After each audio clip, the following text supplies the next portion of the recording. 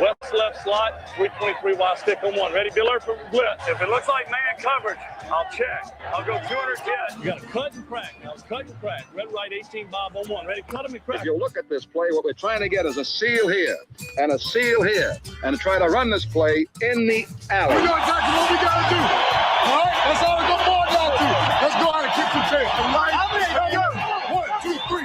Keep doing what you're doing. You got to sit our guys down and make the play. Be right, all the way outside. Wide, left, fake, 396 bag, D-hand, C puck. Is that long enough for you? I want you to be proud of your profession. It's a great profession. Go out there and play this ball game like I know you can play it. With Drew Olson, mythical, legendary figure. Bill Schmidt. Oh, my God. This man's been out all night. And Armen Sarian. This is it. Don't get scared now. Sanchez, we ready? Fox Sports Radio Wisconsin is on the air.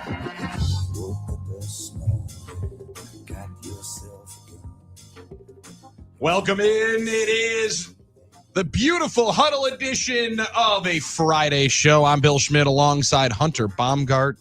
In for Drew Olson today. Armen Sarian's on that side of the glass. I do sound stranger if that's just in my headphones. Fellas, good morning. I appreciate it, and I apologize for spooking you guys this morning. Apologize for scaring the boys this morning. As Hunter in for Drew one more day, Armen is already nogging out. Stroll in and say, what's up? And I could already see a little bit of a jump because both of you guys still thought that I was maybe in the sunshine state here today for a Friday. I thought you were still hanging out with the Grapefruit League. I thought the same. However, I'm going to sit here. I'm not going to take this the correct way. All right, Hunter, not the wrong way. Okay. I think Hunter and I talked about it at one point, and I think he mentioned that you were still there. Totally. Okay. Oh, this is on me. Absolutely. I implicitly trust Hunter when it comes to any sort of organizational type of decision. As we do with just about anything. Correct. No yes, that's fair. I would ever question that he knows less about it than he should. So I think maybe Hunter said that. And although when you sent me the Snapchat on the plane, I probably should have started my critical thinking skills. That probably could have tricked the trigger. That probably could have done a little something. That might have worked out. I think we're all good. I'm just going to crank up your mic here a little bit. I was going to say, am I just on a wrong mic? No, I don't. There's nothing wrong. It's not that it's wrong. I just wanted to make sure I wasn't making your life more difficult. I apologize. No, we tweaked some stuff a week ago, and you haven't been here, so I don't think anyone's had that mic yet. So I think we're good, though. You're on 3. You're on mic 3, right? All right. So I'm breaking in. I'm all right. I'm breaking in a little bit of fresh feel on this mic. I mean, Andrew might have been in that seat yesterday. I was gonna say I thought the video looked like he was sitting in the exact same spot. You're right. Andrew was. Andrew was. But the levels were different. How could we forget Luddy? He was a popular guy in the text line yesterday. People were happy to hear Luddy yesterday. I know as they should be. I just forgot what mic he was using. It wasn't that he wasn't in the right seat. Well, people are always excited to hear Luddy. They're also always excited to see Luddy. Good looking young man. Yes. Like a potential modeling career for Andrew Ludwig. True. And he was on the YouTube stream yesterday. So that was good to be able to see. I appreciate him waking up very early for us this morning. Hopefully he got a couple of naps yesterday because you're going to need one after the start. Hunter's going to need one after the week that's been filling in. How has the first week on a morning show and radio been for you? It's actually not been as bad as I thought. What I've realized is it all depends on when you get to bed the night before. That's it. Very much so. And so that has been, and it's tough because things are going on. Sports. I was telling Armen this morning, Tomahawk Hatchet High School hockey team was playing last night in the playoffs against the number 1 team, Hudson, in the state. So Tomahawk's the 9 seed. Hudson's the 1. They went to Hudson. We're up 6-5 with 3 minutes left. Lost 8-6. Three goals in the last 3 minutes, unfortunately. But what a fight by the Tomahawk Hatchet hockey team. Have to give them a shout out. Give a shout out to the Tomahawk Hatchets. Come on. So I was listening to that. Also a shout out to Hudson for apparently being an absolute wagon. I think they're like a perennial powerhouse, I believe, from what I understand. And Tomahawk won D2 last year, so they got bumped up to D1. That's an interesting discussion, too, is how that goes. And Tomahawk's a very, obviously, smaller school compared to a lot of the D1 schools. Yeah. And so now that's kind of that's a topic that could be of conversation just because that's an interesting way they do that. I get it because you don't want a team dominating in D2, but Tomahawk that's a small town. It's not like they're recruiting around the Northwoods. It's a difficult part of it, Hunter. It really is. It is. So, because there's so much that leans into you obviously want everybody to be able to have an equal chance of being able to be competitive and win. However, when you just keep elevating a team because they are good, right? You almost feel like you're punishing someone for their own success. But I'm with you on that. That's a long conversation to have. Yes. Also a good one to be able to have around Stevens Point area, which would be potentially Wow. where the WIA and different, you different go. governing bodies would potentially be. But I'd like it is a fascinating one because you see it in all of the sports, right? Yeah. We'll see it with high school basketball coming up here in a couple of weeks as well. Like their selection process comes out. We see it with football all the time. Wanakee was always a Division II team, and now they're battling in Division I late into I think the semifinals of the football playoffs for the same reason, because they've always been an absolute wagon. Right. And then you start getting elevated. It puts different schools in really different tiers. It does, because they're competing against teams like Eau Claire, and that's just obviously a different size town comparatively. It is, but what I was talking to Hunter about, and I would think the challenge in high school hockey is that the size of the school doesn't necessarily mean the quality of the facility, the club, the infrastructure, because hockey's The such amount a of players. Exactly. Yeah, that for type sure. of thing. Because in high school hockey, it's a niche thing. For instance, and I'm telling you, growing up in southeastern Wisconsin, it was non-existent. I mean, I don't really think of that many high schools around southeastern Wisconsin that have high school hockey. I know they do, but it's just not really as much of a factor. But up north, it's a bigger deal. Right. So when you said Tomahawk, I had to kind of confirm you mean high school hockey, right? Because I almost didn't know, because you have the club hockey stuff down here. There's Shaw, there's Winter. I was going to say it was Yeah. obviously a lot of co-ops when Yes, in yes. Greenfield when you were in Yeah. high school. Same for me. And it was, you're right. Shaw was the one, and then there was There's might have clubs. it might have also been Shaw that had the high school program that a lot of different schools kind of fed into when I was in high school. But when we were talking with, and it's funny that this is how it starts out, because it was actually exactly where we were leading into, because Right. I don't know about you guys. All I care about here coming up the next couple of days sports wise, obviously I want to be able to watch the Badgers figure some stuff out after a disappointing L against the Ohio State Buckeyes, right? Get yourself back on track. They can't step on another one on Sunday. Even though I don't necessarily know it's a rake and a 8-loss team against a 9-loss team. Armen, you'd be able to give me more clarity on that We'll one. talk about it. We'll yeah. talk about that one going in. But as much as just because it's red, white, and blue, I will very much back and be excited and outwardly, aggressively patriotic and excited when we start talking about team sports in the Olympics. Like, this is where, for me, Hunter, it always gets good. And Armen, like Jordan Stolz yesterday, hey, captured the silver medal. Good conversation on that one We'll coming talk up about it a little bit combo. later on, exactly what that wording needs to be. But we end up watching what we watch, I feel like. And I love watching sports that I'm familiar with.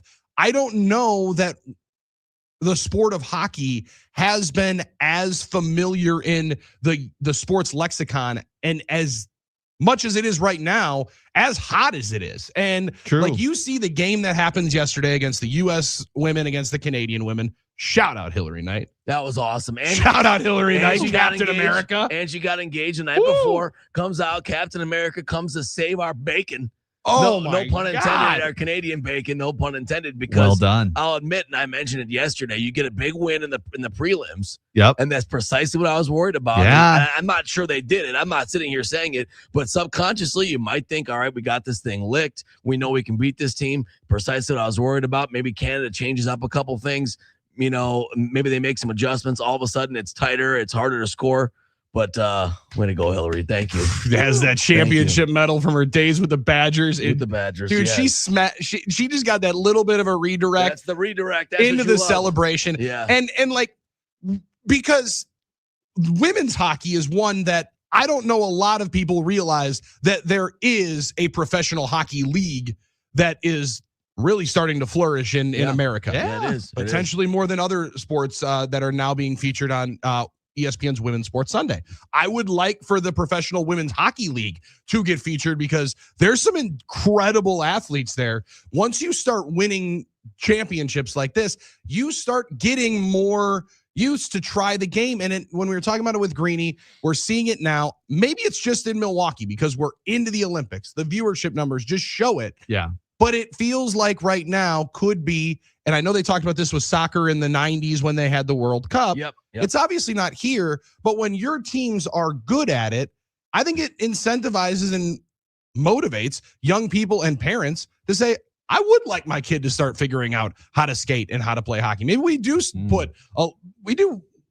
throw some water on that concrete slab that we have outside and figure out if we can skate a little bit backwards, because the only way that the sport continues to grow, guys, I think, is if young kids are playing it. Sure. And that part of hockey, I don't know, has ever been bigger right now. Yeah, if I was a if I was like a high school hockey player right now and in the playoffs, or you're going through it with your team and watching these Olympic games and these hockey games on TV, I'd be even more motivated to go out there and have fun and enjoy the game, because you see the type of athletes they are, and you feel like you're kind of part of it if you're going out and you're playing it as a high schooler, or even obviously younger. And a lot of kids start at a very young age, and they're skating and they're getting on their skates and learning how to do that super early in life. The men's team has not won an Olympic medal in hockey since 2010. Mm-hmm. So this is we're at 16-year drought here, and this would be a great way to capture it if they're able to win today and get to that gold medal game. Yeah, it's sort of amazing when you think about it, because you just kind of assume they had, right? Right. But it's sort of amazing when you think about it. So when you have that tangible goal to reach, when you have the excitement that comes with it, and when you have your best players playing helps too. Absolutely, Billy, absolutely. And you're right. It's a flourishing sport, especially for young women. The PWHL is the league you're referring to right now, Professional Women's Hockey League. 8 teams, 4 in the U.S., 4 in Canada. So, it's taken us kind of by storm right now. And it helps right now that we're in the right part of the sports calendar where we can be into Olympics and into hockey at the Olympics, which is always super exciting. And when you have that U.S.-Canada rivalry, the Four Nations face-off, I think really helped that a lot, because it gets people fired up to play, 1,000%, to watch teams play and to watch flags play, so to speak, and there's a good competition across the world, and there's the competition with Canada and the rivalry, and you have local stars, and so it makes the whole thing really exciting. And yeah, we're all hockeyed out this week, man, and some of these games have just been incredible. Even the bronze medal, they're like all going to overtime, and then we get this 3-on-3 stuff, which is just amazing. And then it's like, it's just a thrill. It's just a thrill once you get to overtime and 3-on-3. That's a lot of skating for those athletes, though. Dude, that's crazy. That is maybe the most wide open any game is, outside of when you start doing the 3-man weave in basketball practice. Sure. And all you're trying to do is keep up. Maybe that was just me as the fat kid, just running around the outside trying to make sure that I was in position for the pass. But like that is an intense skate. Woo. And you hit the Four Nations face-off, Armen. Yeah, it gave a little bit of a prelim. Yeah. Hey, Slovakia not a part of the Four Nations face-off. From what I'm hearing, don't sleep on Slovakia. Sure, okay. I think they got like 7 NHL players. Ooh. And that's a big part of this now that NHL players are able to play again. And again, maybe we just get too prisoner of the moment here. I'm not saying this is going to be the 92 dream team, right? Where all over the world, they're drumming up NBA fans, and you're seeing like the next crazy surge in sports. But people ask, why is the NFL so hell-bent on going overseas? Why is Roger Goodell now tapping into a 16-hour trip for 2 teams to go play in Melbourne, Australia? Mm-hmm. You ever seen how many people go to Aussie rules football games? Mm-hmm. You ever see some of the dudes that are playing in Aussie rule football? True. What the NFL's looking at is saying, I'd like those youngsters to want to play American football in the NFL. And like, you start trying to grow different seeds of the sport in different territories. And the way the game grows, Armen knows this because I think he's become as much of a Miss Rachel stan as there might be. You end up starting, as much as you want to watch what you want to watch, Hunter, you'll learn this very, very soon. Not very soon. Maybe not very soon. I don't want to put that on you. I'm not trying to put that on you. I apologize. Some breaking news? No breaking news. No breaking news. I think I engaged you the other day apparently on the text line. Somebody did take it. I want to say Sheila thought you were engaged. I think it was Maggie in Georgia, I think. Listen, which I appreciate the support, Maggie. We love Maggie. Of course. We love that. Maggie's the best. Yeah. Not that anybody else isn't, but like you see, you start watching what your kids are watching, because guess what? You don't have control of the television anymore. No. And whether or not they start falling in love with, you see, I think dads watching a lot more volleyball than they would plan. And once their young daughter starts playing in clubs and starts playing in high school and middle school and grade school. And hockey, I think, has the chance to kind of do that when you have kind of moments like this, where today should be a phenomenal game. Kids will be starting to get out of school here on a Friday, watching the close of some of the best athletes that wear American colors and are from America playing in the games. And I think like it's got a chance to really continue to take off. Now, do I wish the game was not at 8 a.m. on Sunday? If we get past the game here today, that would be awesome. Yeah. Oh, really? That would be awesome if it wasn't at 8 in the morning. Gosh. Correct, but these Olympics got their rules, Hunter. These Olympics have their rules and their guidelines, and this is how we do it at the Olympiad. So we'll get into that one. They do. They stick with their rules, and they don't like to budge. Even in 1980, I was listening to Rich Eisen was interviewing with Mike Ruzioni, and I think it was a Ruzioni. They were talking about how even in 1980, the USA Soviet game was the early slate game, and the night game was the other round, which is Finland and whoever it was, Czechoslovakia, Sweden, or something. Interesting. And they wanted that they were begging the Olympics. The network was begging them to move it to the night game. So that's back when, of course, no one could watch anything live unless it was in the primetime slot, and they didn't do it. So they had to tape delay the whole thing. And that's that famous shot of everyone cheering while they're saying the game is next. We're not going to tell you what happened. Because there was you could legitimately have like a non-spoiler back then, because there was the paper wasn't out yet there, unless you're listening to radio and someone, but then media wasn't spoiling things for people. It was just a different time.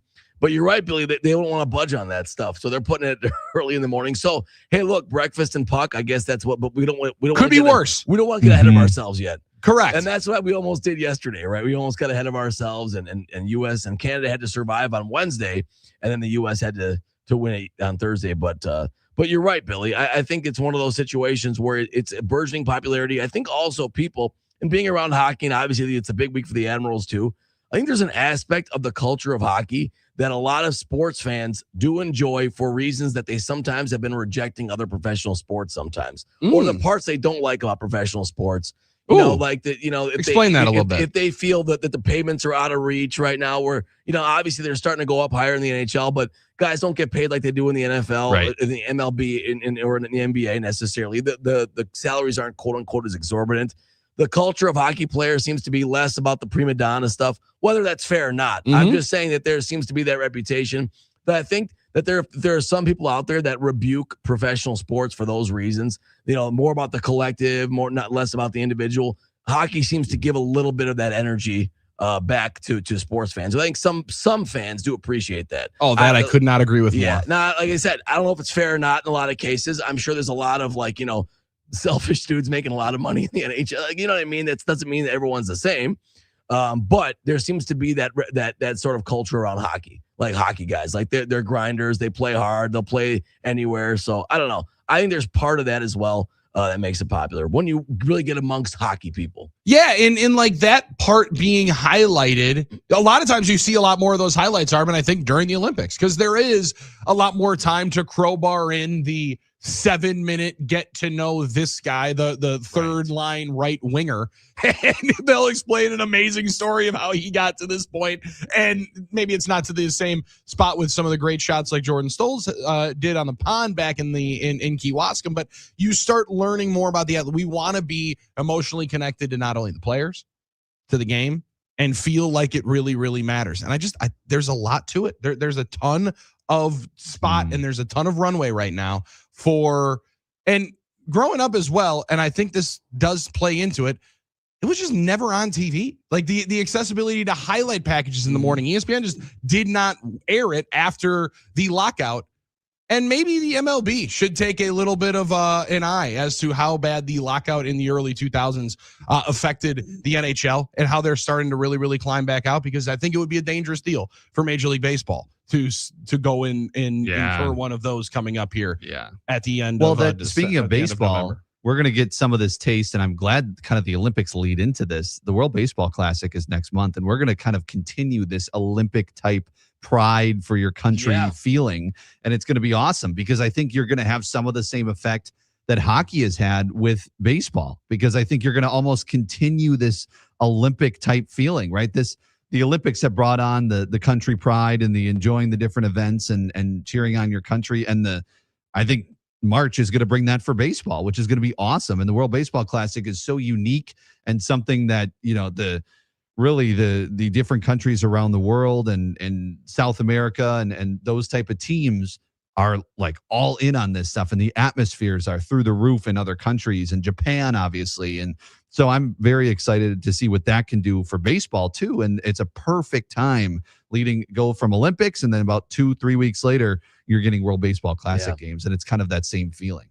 And it is yes. fun when it seems like everyone's playing for something a little bit bigger than themselves. Yeah. And everyone's got that energy about you, and you can get behind a flag and get going. And when you see it matter to others that you're competing with, it's going to matter to you more. Mm-hmm. And boy, do we see that in the World Baseball Classic when you talk Yes. about the Latin countries and the Caribbean countries, how intense and Japan. the excitement in Japan, obviously. So I think that's probably the goal with the World Baseball Classic, and it takes time, is to slowly grow the interest around the globe for a game like that to become one of those deals where people are interested. I should know where the sites are. I should know where the sites are for the World Baseball Classic. I think they're going back to Japan. I think they're playing one of the pool plays in Japan. They should, because I think they're the reigning champions, right? So in Tokyo. Yep, Tokyo, Miami. You should get it there. Houston, Miami, Tokyo, and Puerto Rico. San Juan, Puerto Rico. Those Tokyo games are going to be epic. Those atmospheres, awesome. In the Tokyo Dome, baby. When I really started going through withdrawals during COVID and we started watching KBO. Oh, that was it. Yeah. You want to talk about a time in life where I actually do kind of miss? I do miss waking up at 4 a.m. watching KBO games. Watching Korean baseball, knowing I have a couple of parlays on it. Like that was a fun time to live. That was a fun place to live in. This is a lot better. This is a hell of a lot better time to live in 2026. It was much more fun than betting the freaking check table tennis, because you couldn't watch it and you didn't know what was going on, and what the high temperature was going to be recorded at Logan International Airport. That was also a time and place. But when the Samsung Lions played the Latte Giants or whatever it was, throw the records out, dude. You were just getting fired up, and I love the way they did it with the music and the crowd, like the fake music. And the was awesome. Yeah, it was really good. Yeah, it was awesome. And ESPN's like, listen, we need something because I'm sick and tired of airing The Last Dance 98 times. So Carl Ravage learned some Korean baseball. Yeah, I appreciated it. We'll enjoy all of the games coming up for the World Baseball Classic. More importantly, got 2 more to get. Big one coming up 2:00 today in the Milan Olympics for the U.S. hockey team as they take on Slovakia. And 2 games today. Canada takes on Finland at 9:40. If we get Canada, United States once again, guys, I want to know where we're feeling with Canada. Like where we're lining up with like this. A rival that maybe doesn't get the kind of love that they deserve. And by love, I mean hate. And by love, I mean hate. Yes. And I got one team that Packers fans seemingly might not have as much hate for as I think maybe we should. That could be turning a little bit as we continue to roll in 2026. And their team continues to roll with a certain head coach. 877-794-1973. Hunter Baumgart in for Drew Olson. Armen Sarian still knocking out. Hey, you got one more day, big guy. Yeah, you feeling good? I'm feeling great.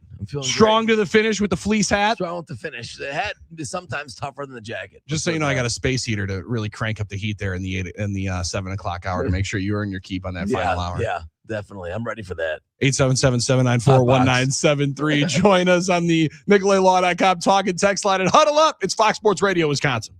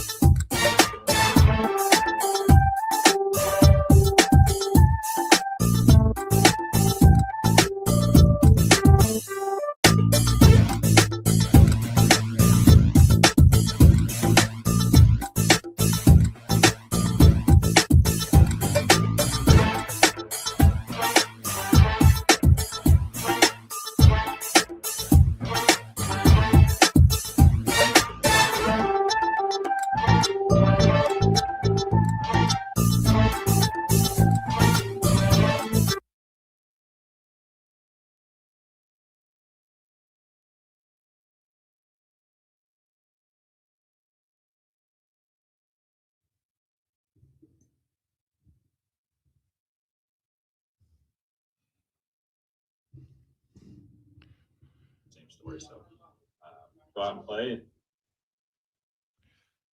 Welcome back. It is the Huddle on Fox Sports Radio Wisconsin. I'm Bill Schmidt alongside my main man, Armen Sarian, knocking it out one more day, enjoying the festivities for the final couple of days in the Olympics. The United States men's hockey team, 2 more games to get. The United States women's hockey team, led by former Badger, Captain America, Hillary Knight, who had a hell of a week, gets herself engaged, gets the tying goal, also a lot of fans, and gets to skate with the gold medal. And what I'm guessing is probably her last game, right? I don't know if she said that for sure.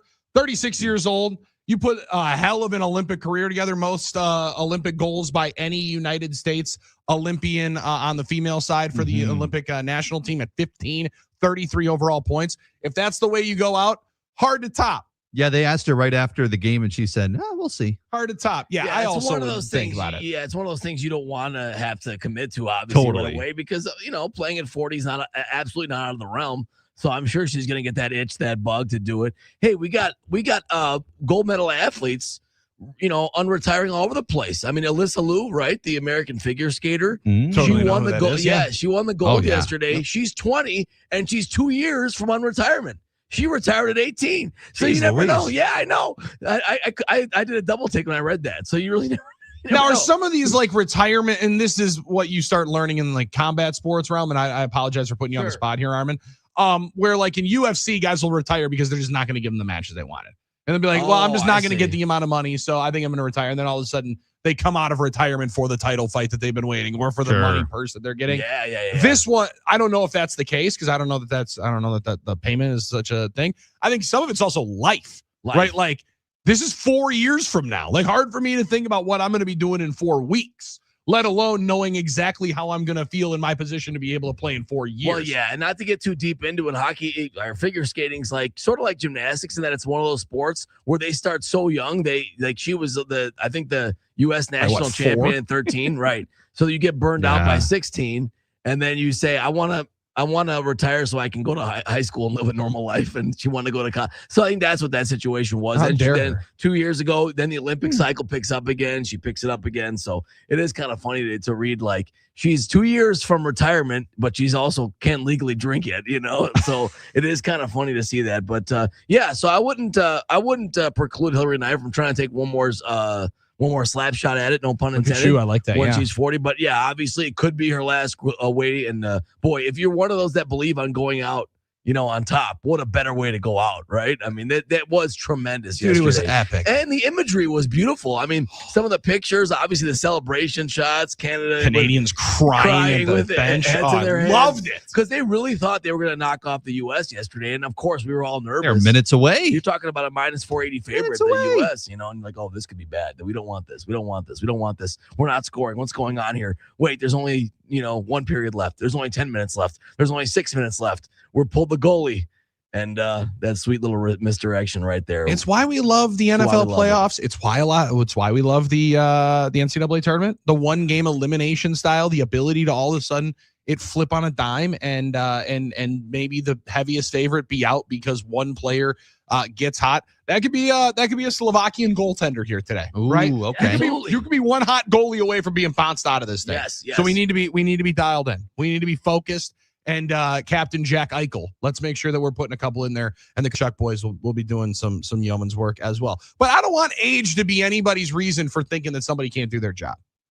I don't want anybody being age police here, because there's somebody in Milwaukee sports that continues to just slap the age question away. How about Pat Murphy signing up for 2 more years last night? Hunter, as our Brewers insider, this has been a question that has been like one of those fun little things to throw out there and wonder, hey, Pat Murphy a lame duck? Right? Like, when is he going to get extended? What is the situation with Pat Murphy's contract? We find out yesterday, first via Ken Rosenthal, I believe, and then everybody else had their reporting, mostly the same reporting.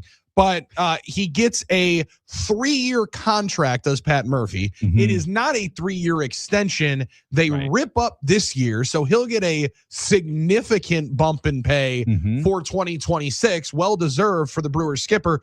But it does seem like he's keeping himself on the same timeline. He signed a 3-year deal originally. Yep. This is 3 years club option for a 4th. But in all reality, I would assume if he's doing this thing after 2027, they might be doing a very, very similar thing and changing something up for Pat Murphy, because he's definitely earned the money, but it's a quick change. And I don't necessarily know the Brewers were thinking they were going to have one of the highest paid managers in baseball when Craig Counsell left to be the highest paid. Yeah, I can't imagine that was the case. And nothing against Pat Murphy and his abilities, but this has been one of the best starts to a managerial career ever. And you think about where he started, and obviously he had success in college, but it's different at the major league level. He's talked about how different it is at the major league level when just the everything, the speed of the game, the how long the season is, everything like that. It's different at the major league level, and he has transitioned to that top role just perfectly. We talked about this yesterday. I think he's the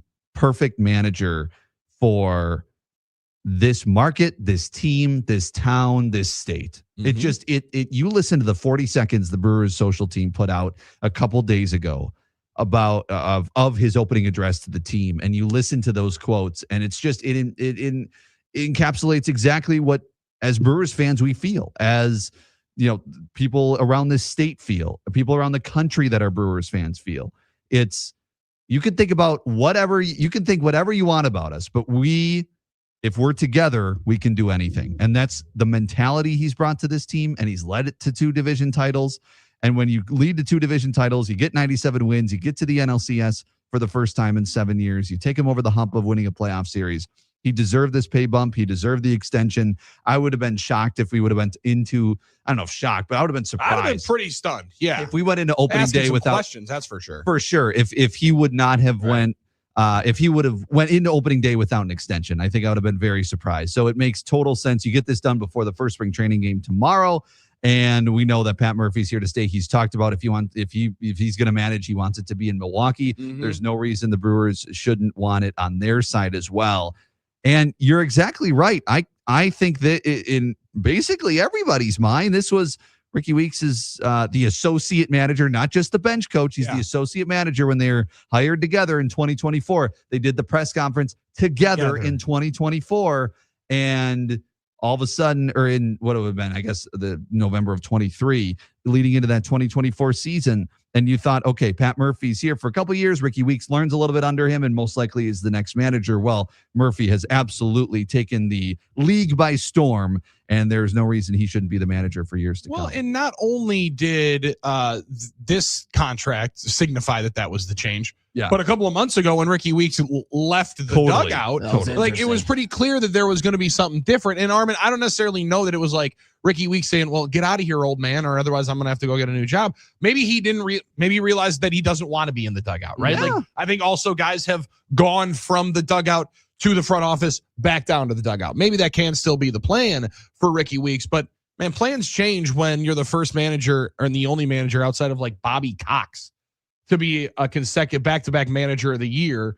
And Bobby Cox was into his 60s when he did that in the mid 2000s. Bobby Cox was the type of guy that, probably from the age of 35 to 75 looks 65 the whole time. Yes, correct. I had to check myself to make sure that he was in that range. Yeah. Also, Bobby Cox, can we give a quick shout out? Let's do it. Still kicking. Yeah, absolutely. I did give that quick hesitation when I looked at the Wikipedia page. I did a lot of that with Marv Levy during the Bills playoff run. Wanted to make sure I was good. Wanted to make sure I was good with Bobby Cox. I think I have to agree with that. And I think I read Adam McCalvy on a Reddit AMA, if I'm not mistaken. I love when he does those, by the way. It's awesome. Making the suggestion. So his AMAs are on Reddit? Well, way better, I would assume. He was answering questions. Yeah, he does that every once in a while. He'll do lunch. He'll do, ask me questions on Reddit over lunch or something. And it's great. You get some great insight into what he's thinking, what the organization. I know. It's like, sign me up. Okay, sorry. I don't want to be like, but I want to have like my own. I don't want to be like one of the regular Reddit people. that just like I want to have a more of exclusive access to that. But that's different. That's a different thing because Adam's such a cool dude. You want to look like our guy Dreamy here on the exactly, YouTube Dreamy. comments and just all Armen Sorry in here. Is that the problem? Absolutely. What do you think? But my mention, I just wanted to mention. I think he mentioned at one point that he didn't get the indication that it was necessarily the original plan or maybe Ricky's plan to not be in the dugout anymore. Mhm. But this is just the way it evolved, and that's kind of what you were talking about, Billy. And I don't think anyone expected Murph to have this much success as a manager. I think we were all hopeful that he'd do a good job, but this much success was I think not what anyone expected. I don't know anybody in their wildest dreams could have thought this. I don't know anybody could have thought that he grows out of having an associate manager where we're all asking, well, what is that different than the bench coach? Well, Right. it's a lot different. It's something different. It's a lot different. He's going to help a lot more. He's You understand how much? You guys understand how important this guy's going to be to me? You guys understand how important his job is now, going if to the be? Brewers somehow Dude, fall now- off, are we scared that Ricky Weeks was the Well, Hunter, I'd like to know because my man did go from I don't need a bench coach, I need an associate manager. Yeah. And he is going to grow, and we are going to do this thing together. True. To the point where now we're walking into 2026. He's like, I'm pretty good at this pro ball thing. I've gotten to back-to-back manager of the years. I don't even need a bench coach. Right. All right. I got a hitting coach. I got like 14 hitting coaches. Let's be honest. Mhm. I got Chris Hook. I'll be fine. Like we don't need anybody else over here airing over the side. I'm interested to see who actually is the bench coach if Murph gets run and who ends up taking over as the manager. Because Totally. I thought that's a unique twist where all of a sudden 2 years ago you're introduced, like you said, side by side with the associate manager to now they put out the super cool graphic with a great Brewers social team, by the way. Mhm. Well, they're doing the work. Tremendous Brewers social team. Really, Absolutely. really good. But as I did gripe a Soon to little be bit, potentially. Yeah, Armen was griping yesterday. bring down the violin music. Bring down the music a bit on the mix during the Murph speech. Oh, okay. I'll play it here. I'll play it after the break, maybe because we're gonna get to a break. Yeah, let's play it after the break. Other than that, speech is yes, awesome. they did a great job. But the mix, come on. Well, listen, we can always improve. There could always be somebody that Always. comes in and takes you I thought from. it was a fantastic video. I thought it was It- awesome. it I was thought it a was awesome. But you can great always go video. from really good to great. Yeah, well, And maybe there's somebody amongst us that can always go from good to great. But like I always wonder if you see like, all right, I'm good on this. I understand what I'm doing here. And you talked about it, Hunter, with kind of breaking the norm of managers in pro ball and how different it is. I don't know. And maybe maybe this is a little bit too blanket statement. I don't know that Tony V gets the job in San Francisco if Pat Murphy doesn't have the kind of success that he's had so far. The coach I'm mentioning was the head coach for the Tennessee Volunteers for a number of years. Turned that program into a national title contender, and now he's the manager of the San Francisco Giants. Those jumps didn't really happen before, and Murph was one of the guys to really take the first leap. However, he was around pro ball for like a decade, realized how long it is. I do think that's going to be a little bit of an adjustment process out there in San Francisco. I'm fascinated to see how he does in San Francisco. I'm also fascinated by the fact that Pat Murphy, it's an against the grain type of hire, and the fact that in every sport, especially the NFL, right? It's all about the young guy. And in every sport, kind of, you want to get younger, you want to get new, there's more analytics in every sport. But they went older, and Pat Murphy seems to be one of the rare, older managers that can resonate with players as well as he can. Good point, Hunter. There's There's not a lot of managers that, you look at like what Tony La Russa did in Chicago, like there is just needed nothing there. The obviously just was not resonating as much there. Falling asleep. Well, yeah, and there's been just other managers who have just really important spots. Sorry, I yeah, apologize. no, it's true, but so I think it has been really impressive. Not only the winning he's done, but it's been because he's been able to connect with his players so well and just be able to kind of be young. And Janny and Appleton points out a really good thing, that he has young kids, and nothing will keep you feeling young like raising children and being around young players. 100%. And he's been able to, I think that can only help him, really, honestly. I couldn't agree more with Janny on that point. Like he's got kids that are probably the same age that a lot of the players' kids are. So like that does help in growing and continuing to stay young. Listen, he's probably doing the 6-7 way before any of the players were. True. Guys, I got this. I'm figuring this stuff out early. I'm on the talk tick. I know what I'm doing. The book face. Oh, yeah. Yes. He's on snap face. He's ready to roll. 877-794-1973. And there was a brief moment yesterday where I thought Pat Murphy was going to be making more money a year when I read the initial tweet by Jeff Passan than Craig Counsell. When it said highest paid. That would have put, That would have been nice. That would have been nice. There was a moment where I was wondering if there was going to be a significant victory lap for Mr. Murphy. Or Mr. Atanasio. Like when I want to spend I'm going to spend my money to show you, Craig. Also, right? good work on Mark Atanasio. Nobody really made a whole lot of conversation when he said, we don't talk about contracts. Asked about Pat Murphy's contract. We don't talk about contracts. Well, he might have had something up his sleeve. Pat Murphy, again, going to be the manager for the Milwaukee Brewers. A new 3-year contract, not an extension. Becomes one of the highest paid managers in all of baseball. Just shy of $9 million in new money, well earned for the Brewers skipper. 877-794-1973. Hunter Baumgart. We'll talk a lot more Brewers because tomorrow the Brewers start games. Yes. On Sunday, your first chance to watch Brewers baseball in 2026. Phenomenal thing, and we'll discuss it as we continue to roll forward. Ton to get to. A beautiful Friday in the good land. Apparently brought a little bit of the weather back from the Grapefruit League. I appreciate that, although it seems like it might be getting a little colder. Don't worry. It's going to be cold this weekend. It's back. No, it's okay. Yeah, Armen's just don't be. It's still February, and that's fine. I mean, it's still correct. It comes correct at this time of the year, and it's still supposed to be. So it was that fake spring you were talking about. Yep, and we got a nice week, everyone. and you got to appreciate the week for what it was. Not you get a hell of a weekend. Armen Sarian's going to be partying with you in the Gin Blossoms and the Milwaukee Admirals. We're going to be partying with you on the Huddle. We'll talk to Matt Lepay coming up in the 7 o'clock hour. Matt Lepay going to be in the Milwaukee area coming up this weekend. Very, very exciting news. We'll get into that one as well for a road at night. Lot to get to. We're already crowbarring into our time. Last bit of the first hour is already on the other side. We got a lot of text to get to. Yours at 877-794-1973 next on the Huddle.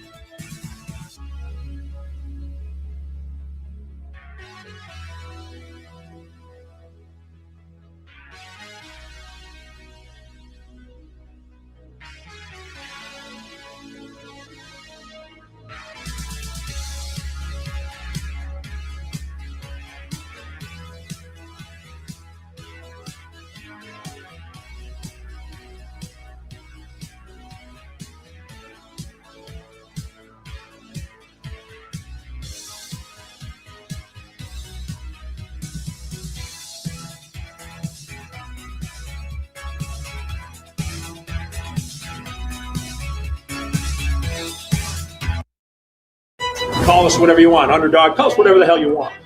We found out what matters is who's in this room. What we got in this room, we can do anything we want. We're about people. We're about team. Wherever you're from, whatever color you are, whatever you believe in, as long as you want to commit to winning baseball. Not Major League Baseball's way of saying, on paper, this team is this. We don't care. This is who we want to become. We got to pitch, we got to base run, we got to defend, play offense. That's how we do it. And we don't worry about what anybody thinks. We stick to our standards, and you'll have another incredible season. And don't be shocked. Don't be shocked. The words from Pat. Call us whatever you want. Call us whatever you want. Sorry about that. Some people call us the Huddle on Fox Sports Radio, Wisconsin, 9:20 a.m. in Milwaukee, 10:70 in Madison. I'm Billy Schmidt. Hunter Baumgart, Hunter B on air is where you follow him on. That's on all your socials, All right? of them across the board. Which is also Instagram, Which TikTok. He is on TikTok. He is on I am. TikTok. He's This a guy monster is on on TikTok. TikTok. Dominates Monster. on TikTok. Monster. And you find all your Hunter's game recaps for coverage of the Milwaukee Brewers right there as well. And whenever the Hunter Baumgart show goes live on YouTube as well, in for Drew Olson one more That's day. a can't miss situation when it goes live. Cannot miss situation. As Now, soon as I saw the news, I went right to Hunter's stuff to see his update on what happened yesterday with Pat Murphy. So yeah, and to be able to hear what somebody that's around every single day is able to see and the vibes that you get from when Murph is in control. That video is something that I think the Brewers and the team gets to feel on a daily basis. There's a lot of good energy and a lot of good buzzwords in there, but the don't be shocked.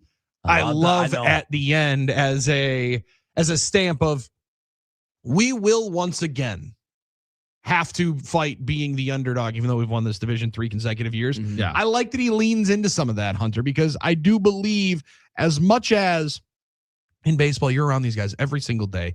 It blows my mind. One, how much they talk to the media. Twice a day. Yeah. Every day. You're right. I get sick and tired of that. Get sick and tired of talking to Armen every single day. Yeah, Once in a while, exactly. potentially. right every day. We get sick and tired of talking about media people seemingly all the time. But like to go in and answer a lot of questions and then know a lot of the same questions are going to be very, very similar. Why do people not believe in you? I do like the fact that he hits that thing right out of the gates. Fangraphs has the Pirates have a better chance of making the playoffs than the Milwaukee Brewers. Fat chance. I mean, what are we doing? I mean, it's Well, like it is analytics, what? Hunter. Seriously? Yeah, 43% to 37%. All right, great. I love that. They This have the is Brewers exactly at what we know. 37% chance It's to make the crazy. playoffs. Yeah, they do. This Yeah, is according to awesome. Fangraphs. That is Don't awesome. be shocked. Don't be Awesome. shocked. That's the next Undaunted. Put it on a shirt. Doubt us. Put it on a slogan. Put it on a giveaway. Don't be shocked. Well, Murph will probably let everybody know. Remember, I mean, we just subtracted players. We just got rid of guys. We got rid of our one of our top players. We didn't add anybody. So they will lean into some of it. And I love that they do. We'll lean into more. One of your greatest rivals decides they're going to be in a relationship issue. We're going to dunk on them. The Indiana Bears. Oh my goodness. Hour 2 is next.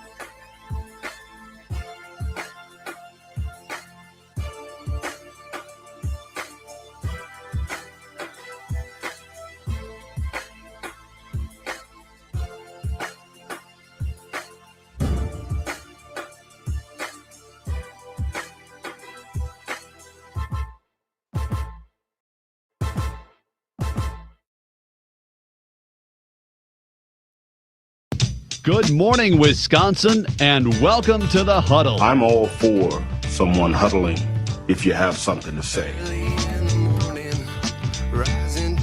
It's time to wake up and talk about the teams you love with the guys you love. It's just about getting the group together. I need you, you need me today. Let's keep touching each other. Let's make sure we feel each other. Let's make sure we smell each other's breath. Watch us on YouTube, Facebook, and X. You need 15 or 20 huddles to correlate with a number of cameras. Take the cameras off the field, then there'll be no huddles. Now gather around because it's time to huddle up. West left slot, 323 wide stick on one. Ready, Biller for blitz. If it looks like man coverage, I'll check. I'll go 200 hit. You got to cut and crack. Now cut and crack. Red right 18 Bob on one. Ready, cut him and crack. If you look at this play, what we're trying to get is a seal here and a seal here and try to run this play in the alley. We got exactly what we got to do. All right, that's all the good boy got to. Let's go out and kick some tail. All right? Hey, yo. 1, 2, 3. Keep doing what you're doing. Sit our guys after and make the play. B right, all the way outside. Y left, fake 396 bag. B hand, C puck. Is that long enough for you? I want you to be proud of your profession. It's a great profession. Go out there and play this ball game like I know you can play it. With Drew Olson, Mythical, legendary figure. Bill Schmidt, Oh, my God. This man's been out all night. and Armen Sarian. This is it. Don't get scared now. Sanchez, we ready? Fox Sports Radio Wisconsin is on the air.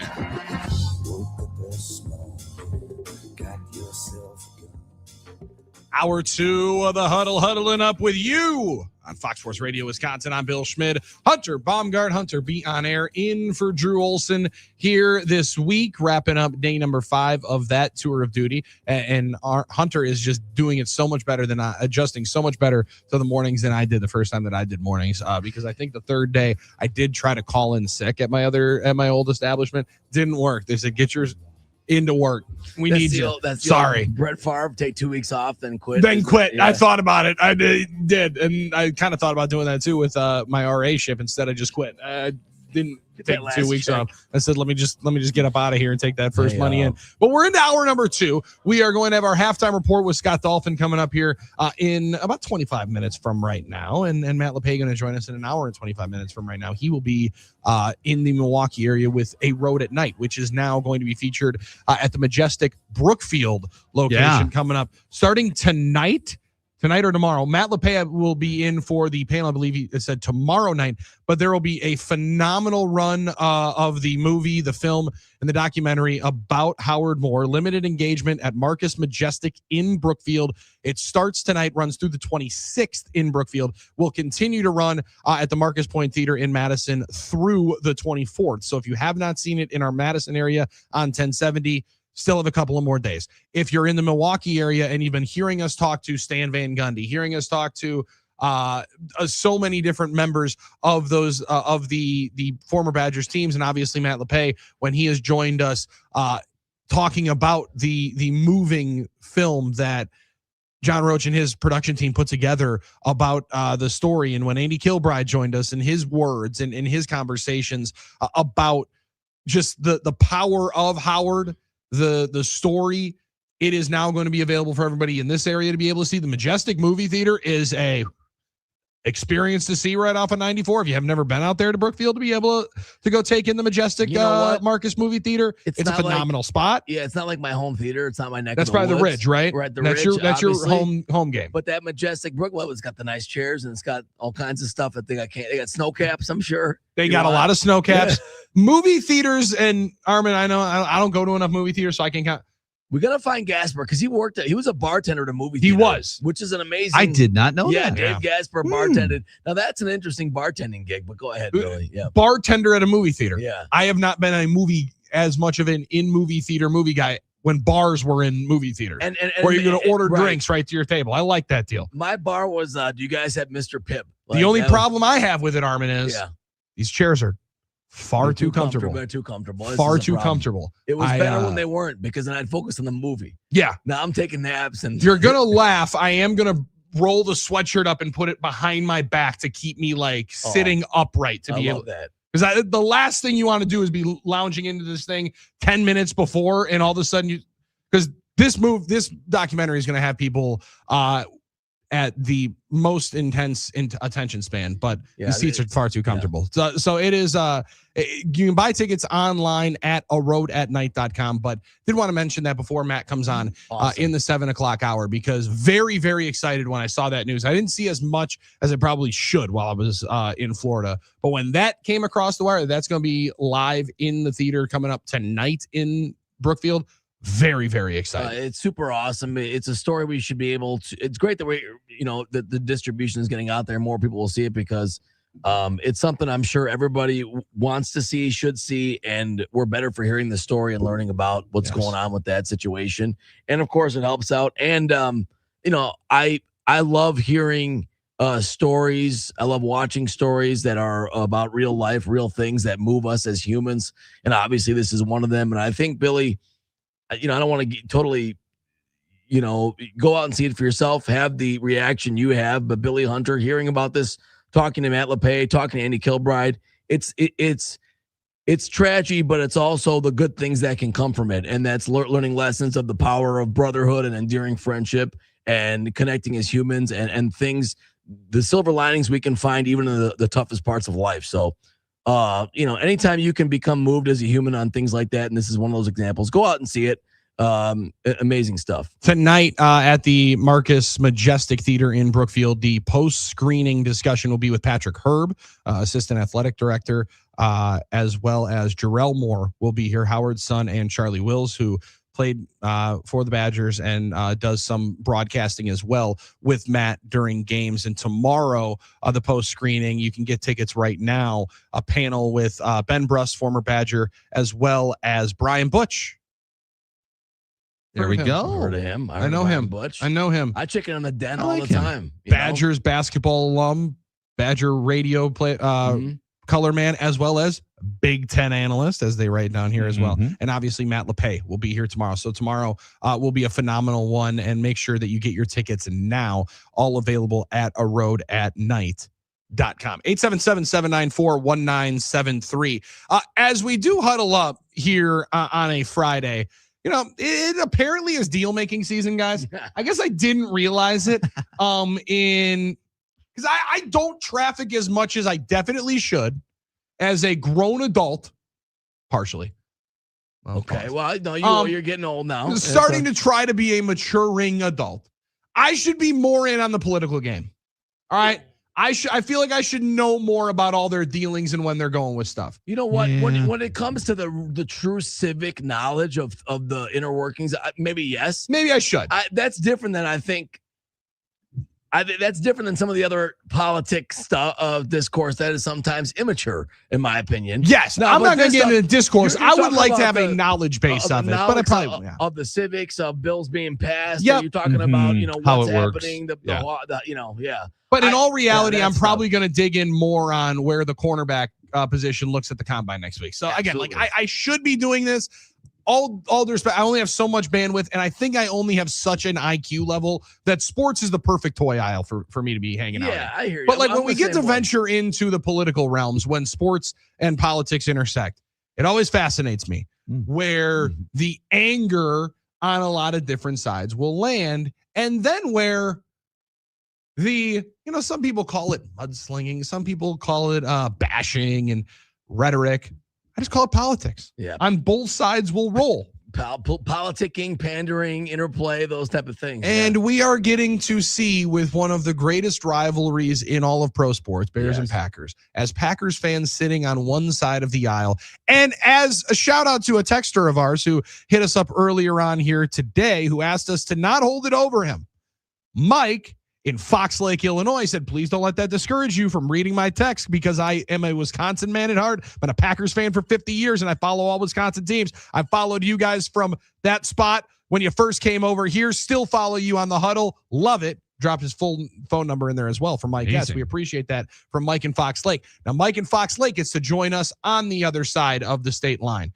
We get to watch a battle going on the other side of the state line, which is now going to hop potentially over another state line with the Chicago Bears yesterday. And Armen, sorry, and I saw you instantly. I was in there. Instantly jumping into the hotbed of internet discussion yesterday when in the state of Indiana, policy 26B, I believe is how I say this one. There were numbers and letters and bills and stuff like that. There were bills. Was passed through to continue to push forward on all policies and planning in regards to a Bears stadium project being passed cleanly in the state of Illinois or in the state of Indiana. Now they have put this as the Wolf Lake spot, apparently near Hammond, Indiana, right across the border there. Yeah, I mean, from Google Maps, I've been all over the map, by the way. I mean, it's legitimately right over the state line. It's right there. I mean, there are parts of Indiana that are right there. I mean, there are parts right over the state line. There are parts of Chicago proper. You talk about West Pullman and Hegewisch and Arizona. There's some areas that are up against the state line right there. So they're in Indiana. They're in Chicago, basically. And I don't know exactly whatever GPS app you guys use. Like some people use Apple, some people use Google, some people use Waves, some people use a lot of different spots. Sure, some people still have Magellan in their car. Magellan? Come on now. Yeah, for sure. Yeah, MapQuest does still get printed out every once in a while. I print it out. Every time I go to work, I print it out. Big book of the Wisconsin map. Oh, yeah, it's right there in the cupboard. Somebody grab that map and see what highway we're getting up to. Yeah, that's right.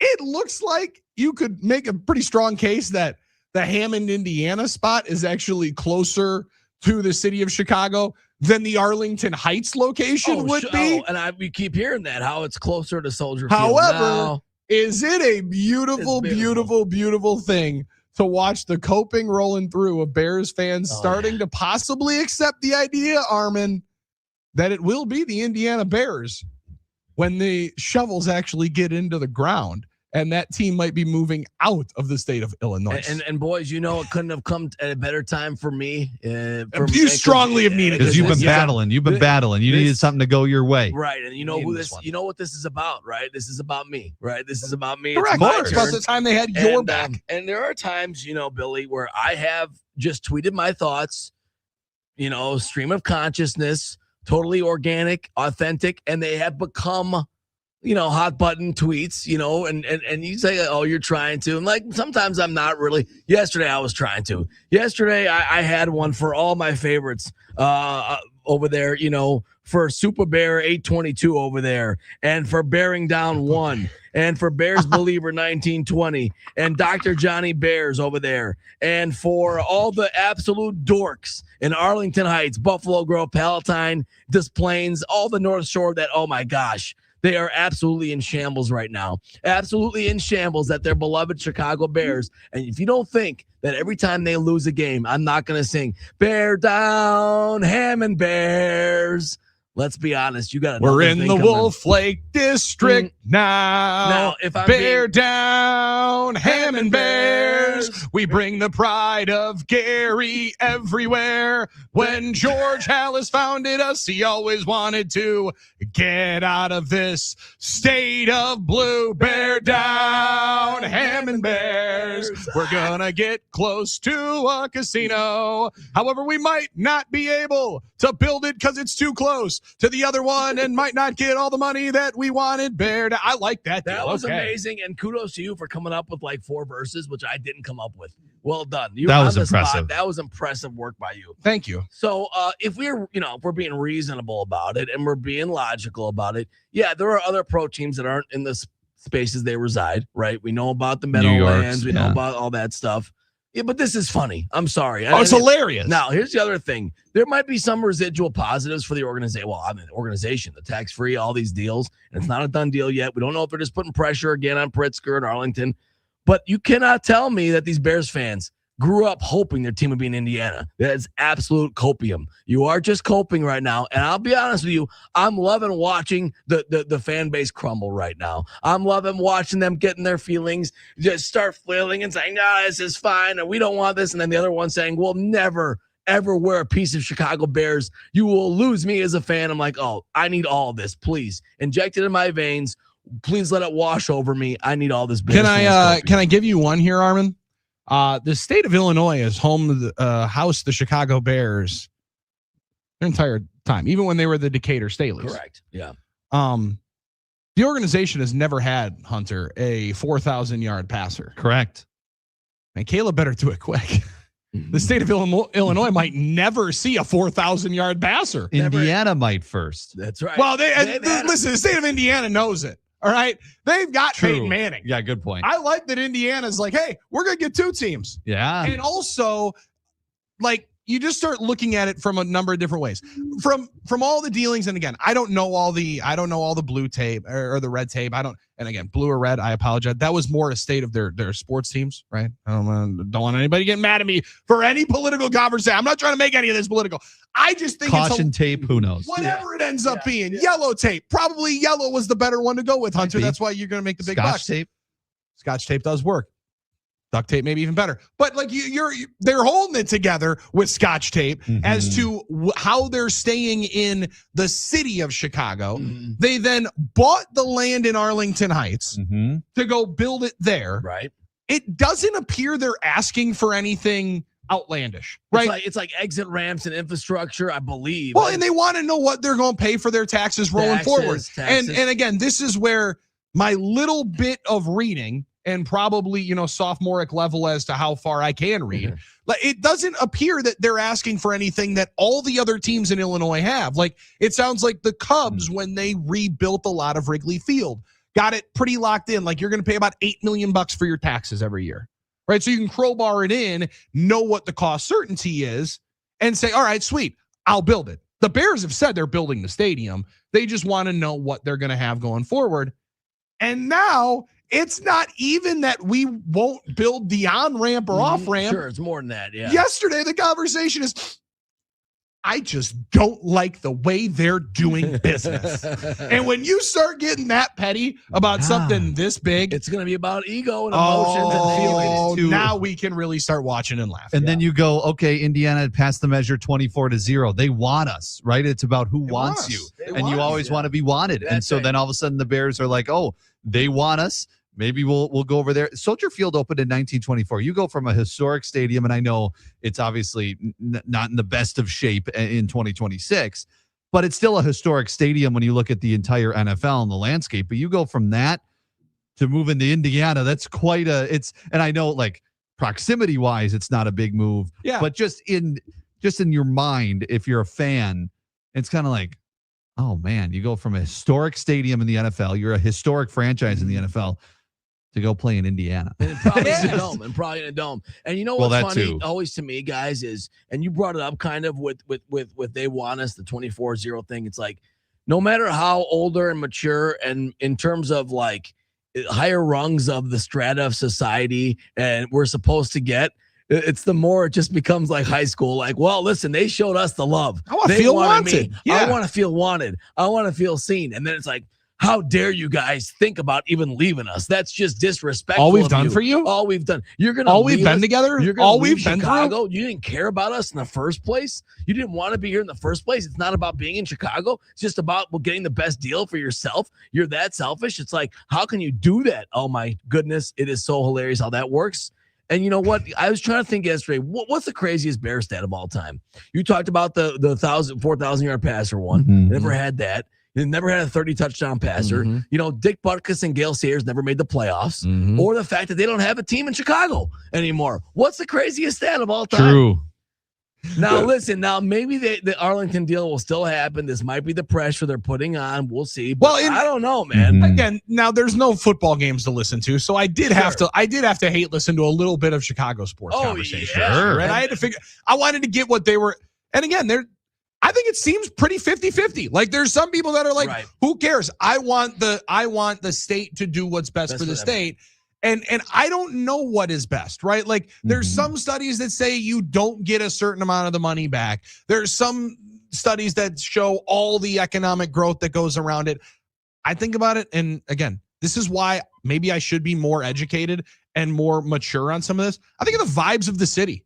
And like the vibes of your constituents in your state. Like, Armen, when we talked about it with the Brewers, like the memories that you can make, they can very much make those same memories with the team being on the other side of the state line. Yeah, but will it feel the same though? I mean, that's something we can't answer really for everybody. Yeah, it's 100%. It's not like a tangible thing. There's also a 5-year-old that has a Caleb Williams jersey, who Caleb Williams is the greatest thing that's ever existed to him. Yeah. Who's going to grow up probably not even realizing that it would be in a different state. Sure. I mean, I was like 14 and going to Packers games with my dad for a number of years when I realized the stadium was in Ashwaubenon and not in Green Bay. And then he told me why the guys selling tickets could only be on this side of the street and not on that one because of the city. I'm like, well, that's interesting. Huh. Okay. Like, you shrug your shoulders and roll with it. Yeah. It's not an unfamiliar thing. However, for it to be this public, this audacious in the time in which they're finally as good as they are right now. That too. That is maybe the sweetest part. But just when you would like for when Bears fans would like to be able to take their victory lap and send out, videos of, say we figured it out finally. We figured this NFL thing out. Listen, we're no longer anybody's little brother. Now you got to go over to the other state and get a stadium. That's kind of tough. Yeah, Governor Pritzker with the statement saying it's very disappointing to hear that they would put that statement out, Bears talking about, that they were going to pursue things in Indiana, but not say anything about the advancement that's been made in the state of Illinois. We're waiting to hear from the Bears what they'd like to do next. Well, it's funny because that report last week was that they were moving closer to the Arlington deal being a done deal. And they had a hearing set for yesterday that they canceled at the behest of the Bears. And Kevin Warren decided to chose to not be at. He chose to not be there. And it's all just chose to not be there. It's like a reality show. It's a reality show. You guys watch The Bachelor. Yeah. This is like that interview with Pritzker. Bachelor in Paradise. Bachelor in Paradise, much better. But that interview with Pritzker, well, it's like, this kind of feel like the solo shot interview they do after, somebody goes on the one-on-one date when that young person thought they were going to get the one-on-one when they read off the date card in front of everybody. Waiting for the bus to come. Yes. The limo to come. I don't know when it's going to be my turn. Yeah. We just had such a beautiful day together. Apparently that didn't mean anything. I just get no time. I'm away from my kids. I'm away from my job. I just gave up everything basically to be here. And now I just didn't even get picked. I'm just picked. I don't even know why I invested so much and so much time and care. Because obviously no one cares. And then somebody has to come in and stop and calm everything down. That is going to be. It is a full reality TV show. I just wish we would get after this is all said and done, we won't get the reunion show because that would be pretty funny. The reunion show would be good. Why you told me you love me and you're in love with me, and why you made love to me if you weren't in love with me. The tell-all. Why the tell-all? The Bears tell-all. The tell-all. You told me in hometowns I was the one. I'm sorry. In our you told me in the fantasy suite I was the one. Fantasy suites, I was the one. So. So they got to the fantasy suite with Soldier Field lot, Arlington Heights, and now apparently the third one is in Hammond, Indiana. And it's the Wolf Lake area, right? Wolf Lake, Indiana, in Indiana. And I did also, again, I was map question. I was having some fun there. Oh, it's fun to look at it. Yeah. I accidentally jumped on Wolf Lake, Michigan. And Armen, I'll tell you, when I thought that they were potentially closer to Kalamazoo than where their new stadium would be, that was a time where I wish you could have lived because it was a fun thought. Those tweets that I put up ready to draft. Sadly, I deleted them. I deleted them because I had to do some fact checking. 877-794-1973. Or maybe there's one more contestant, right? Because in the midst of that show, every once in a while, they're like 3 weeks in and they bring in someone. Well, that's true. That was Iowa. Remember that? Could that be Scott Dalton's Iowa? Iowa. Could Iowa walk in here coming up for our halftime report and say, excuse me, we'd like to pass a bill too? The battle for the Bears between Iowa and Indiana. And of all the discussion we have on this and all the topics about it, there's one specific question I'm going to have for Dolph when we get to him about this. Because he's a Bear fan. I want to know how he feels about it, being sort of an out-of-town guy. And that one comes up on the other side. Armen Sarian's right there. Hunter Baumgart is in for Drew Olson. I'm Billy. We get to our halftime report a little bit later because we're having so much fun talking Hammond Bears potentially. Hammond Bears against the Ashwaubenon Packers starting out the 2030 NFL season as the Green Bay Packers are hoisting their 5th Lombardi trophy. 877-794-1973. See what I did there right there? 877-794-1973. Dolph's with us next on the Huddle, Fox Sports Radio, Wisconsin. Down the street, got a good-looking woman with her arms round me. Here in a small town where it feels like home.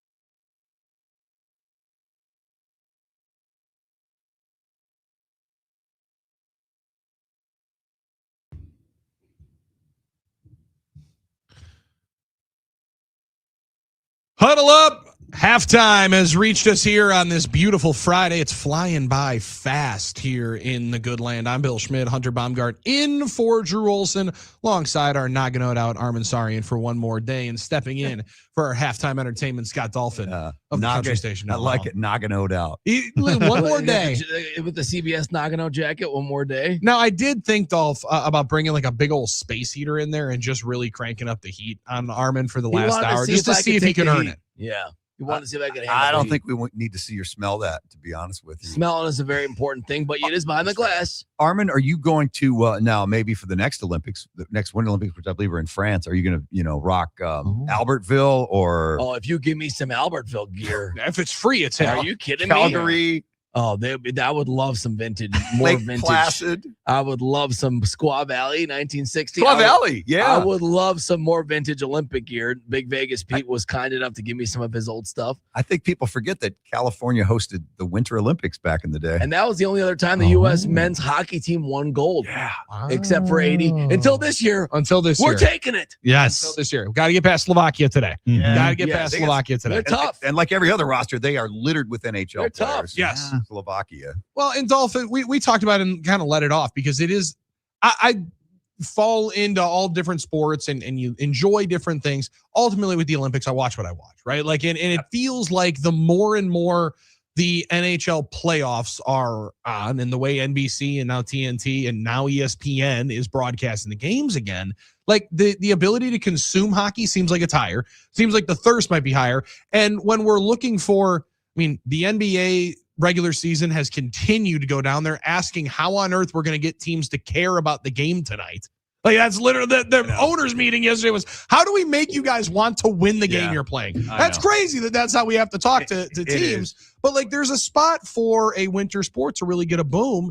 And when you get young people to watch the best athletes in the world playing for games that matter, like, I think these next two games are huge for the sport. Absolutely. Playing for their country. You see a few things you don't normally see, like the 3-on-3. That doesn't happen in the NHL. Right. So that's got to be exciting for these guys to be doing something new. But to be able to put on the red, white, and blue, or whatever your country's colors are, that's a whole another level. Yeah. So that's why I think this will be a hell of a game today. They lost to Slovakia. Was it in the World Championships in 2 or 3 years ago, something like that? You run into a hot goaltender one game, you don't know what. Yeah. They're one of these teams with a disciplined defense, and if they keep the thing close, you talk about the 3-on-3. It's an absolute equalizer when you get to that open ice 3. They got a big forecheck, is what you're saying. Big forecheck, effective coaching. Okay. I think they're up and now we can get deeper in the third line. Sure.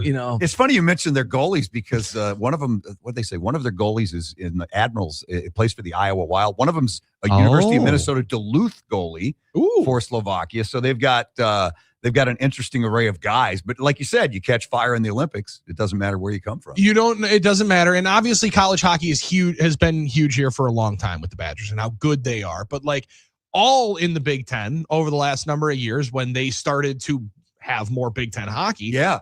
Those games continue to get better and better. And the NIL era, Dolph, I think like the sport is just going to continue to get better. Case in point, Quinn Hughes, who hit that big goal at the game winner, Michigan Wolverine. Yeah. In 2019 or something like that. Yes. And I think a lot of times those guys, Armen, weren't necessarily playing college hockey. They'd go and play professionally and make money. And some guys seem to do better in different environments. Famously in 1980, Jim Craig was really, really good in goal for the U.S. men, but he was having some consistency issues, college and trying to get into the NHL. And that was the big question. Like, is he the better goalie? I know early on. The guy you're talking about is Samuel, I don't know how to pronounce it, Halavage. I know the J is silent probably.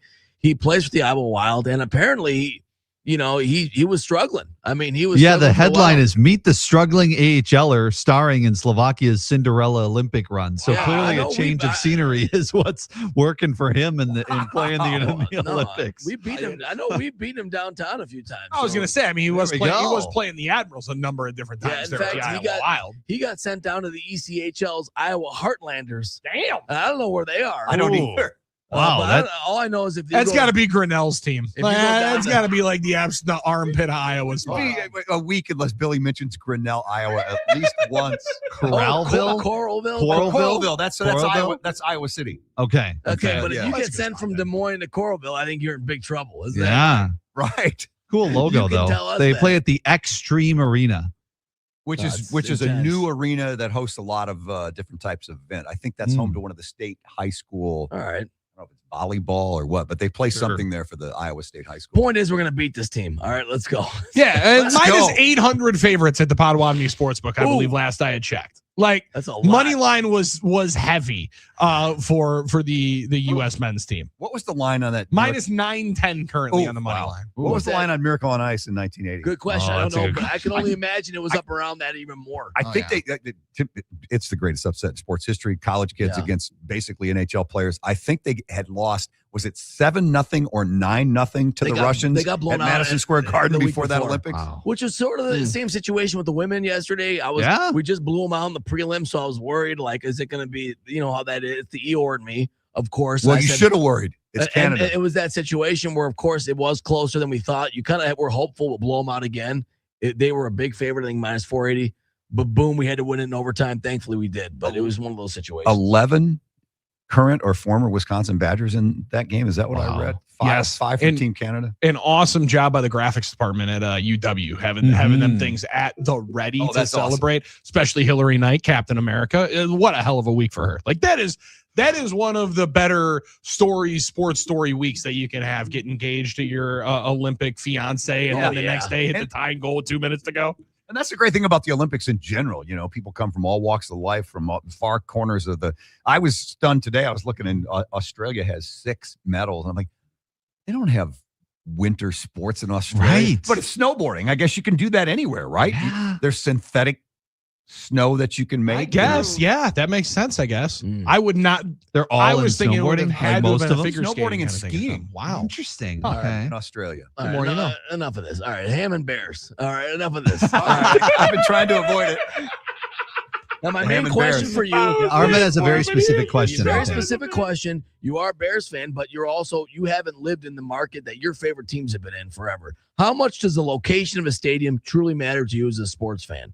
Now, because I think its answer is different for everybody. But for you, Dolph, if they're in Hammond, are you going to get less enjoyment out of them winning and less pain out of them losing as you would? Which I think is a natural it is for a sports fan, right? Yeah, I mean, I wouldn't, Armen, because I think it would be similar to going to Arlington Heights. Now, I get it; it's across state lines, but might even be closer than Arlington. I think it's 20 minutes from downtown, from the Loop to Hammond. That's what my GPS was saying yesterday when I started scouting. Because it there out. are some Once I people- got out of Fox Lake, Michigan, and into Fox Lake, Indiana. Right. It looks like there's a golf course, there's a casino there, there's an outdoor amphitheater there already. Is that what I read? Listen, it's not a bad spot. I mean, I drove by there, and that was where I accidentally called the Indiana State Trooper because I accidentally bumped the emergency spot. Oh no! On my Apple Watch. Nice. Because I got excited. There was a casino right there. Yeah, of course. It was cool. But now multiple. I would be interested if they're going to be able to put up the next casino that the Bears want to in their whole, like complex that you would assume that they're still trying to put there.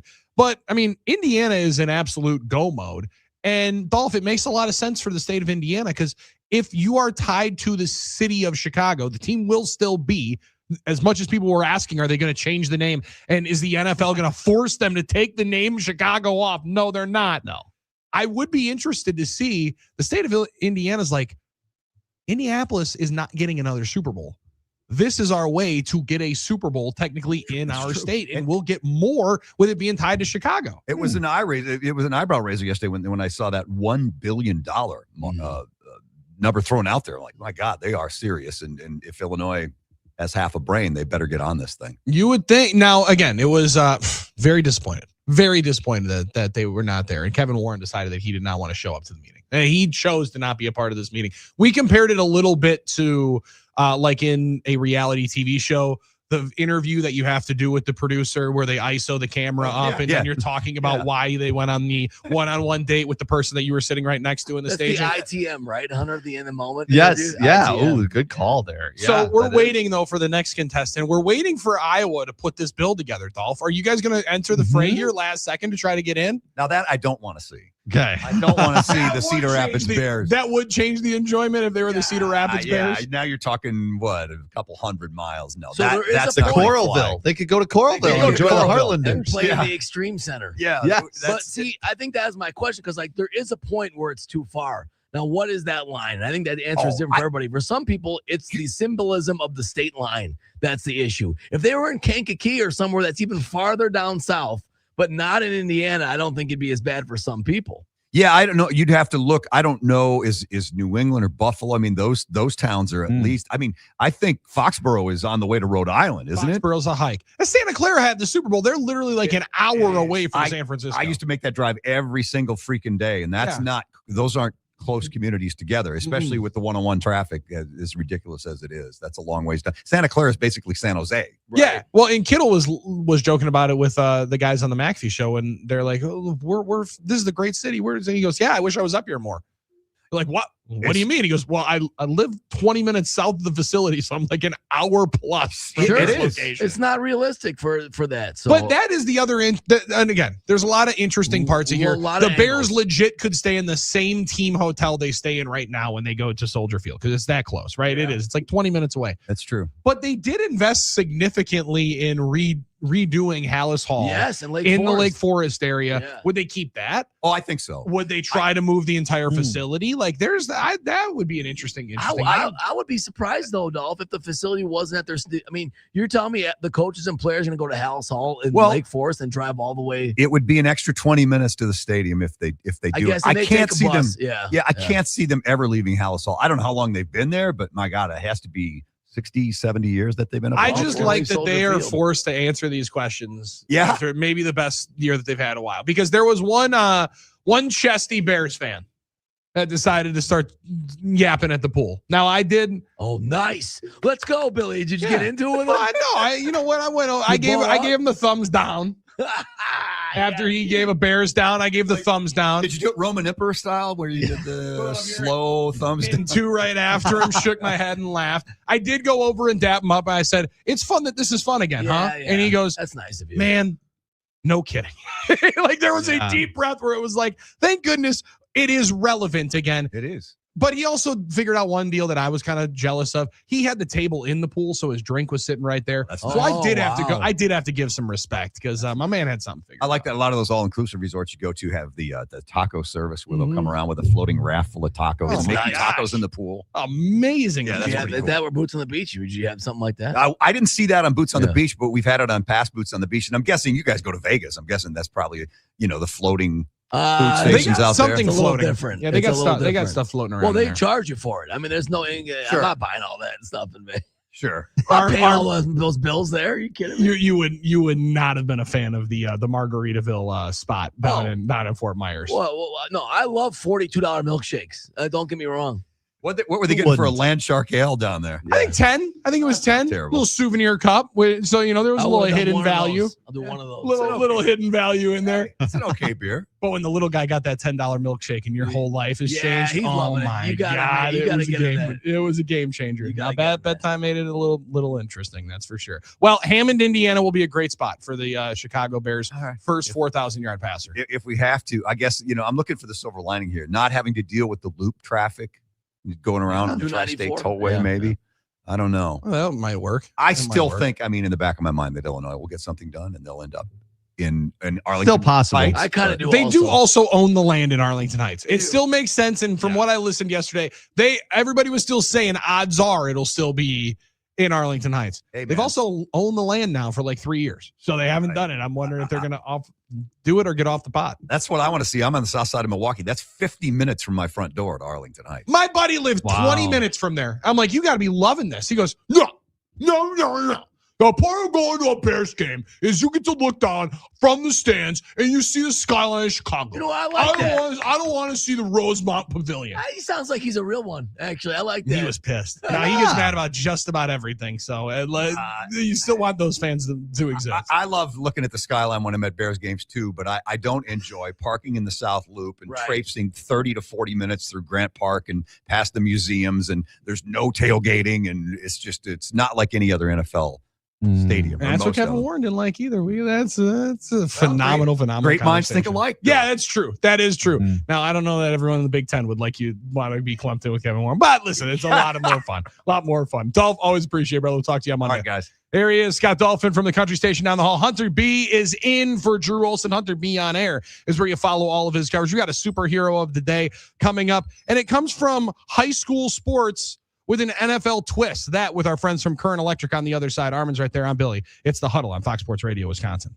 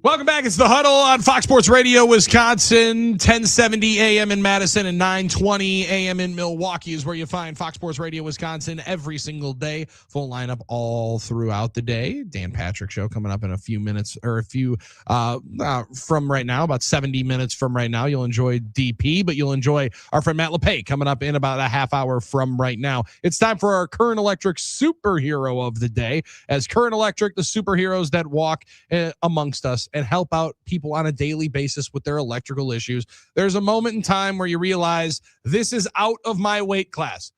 I'm fighting above my weight class. And for me, that's about whenever it's not either. Now I've learned I'm good on flipping the breaker. Once I pop breaker, I'm able to backtrack it, put it back in. Anything above that and changing a light bulb, I got to call my friends at Current Electric, because they are the superheroes that help you with your electrical needs, whether it's your home or business. They want to earn your business and earn your trust, but you got to give them the opportunity. Go to callcurrent.com. That's callcurrent.com for more information. Whatever the job is, no job too small. Current Electric will do them all. Home of the superheroes. Callcurrent.com. That's callcurrent.com. Now, fellas, this superhero of the day, to me, embodies a lot more of the folks that might not have the class and cachet of one Teddy Bridgewater, but the high school coaches that do the most and will finally no longer face any repercussions for helping out students. Florida State Senate today has passed the Teddy Bridgewater Act. Oh, the bill will allow middle school and high school coaches to use up to $15,000 of their own funds to support high school student athletes. Wait, give $15,000 of their own money to win with food, transportation, and recovery services. Bridgewater put money into his high school program that he had been coaching for bus rides and transportation, and was docked several wins. However, no longer will that happen. This happens all over the place, where you might offer a ride home. You might be able to give a sandwich or give some food out. That's always been a problem. No longer in the state of Florida. I love that somebody rectified that, because when it's the youth, maybe do what you can. Help them out. And I love that Teddy Bridgewater, when he had multiple opportunities to be in the NFL, still wants to be in high school sports. Yeah, it's awesome. So make it easier for them. And superhero of the day with Current Electric, all of our high school coaches across the state of Wisconsin. Hour 3 of the Huddle is next. Matt Lepay in 25 minutes.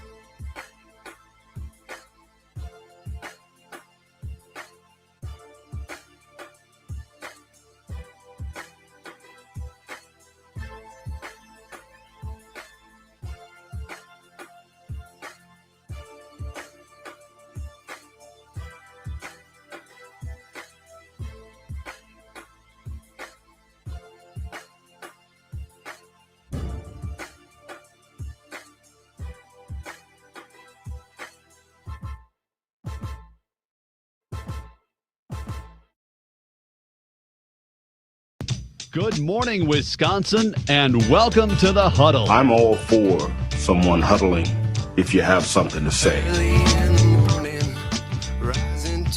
It's time to wake up and talk about the teams you love with the guys you love. It's just about getting the group together. I need you, you need me today. Let's keep touching each other. Let's make sure we feel each other. Let's make sure we smell each other's breath. Watch us on YouTube, Facebook, and X. You need 15 or 20 huddles to correlate with the number of cameras. Take the cameras off the field, then there'll be no huddles. Now gather around because it's time to huddle up. West left slot, 323 wide stick on one. Ready, Biller for blitz. If it looks like man coverage, I'll check. I'll go 200 jet. You got to cut and crack. Now cut and crack. Red right 18 bob on one. Ready, cut him and crack. If you look at this play, what we're trying to get is a seal here and a seal here and try to run this play in the alley. We're going to tackle what we got to do. All right? That's all the good boys y'all do. Let's go out and kick some tail. All right? Hey, yo. 1, 2, 3. Keep doing what you're doing. Get send our guys after and make the play. B right, all the way outside. Y left, fake 396 bag. B hand, C puck. Is that long enough for you? I want you to be proud of your profession. It's a great profession. Go out there and play this ball game like I know you can play it. With Drew Olson, Mythical, legendary figure. Bill Schmidt, Oh my God, this man's been out all night. and Armen Sarian. This is it. Don't get scared now. Sanchez, we ready? Fox Sports Radio Wisconsin is on the air.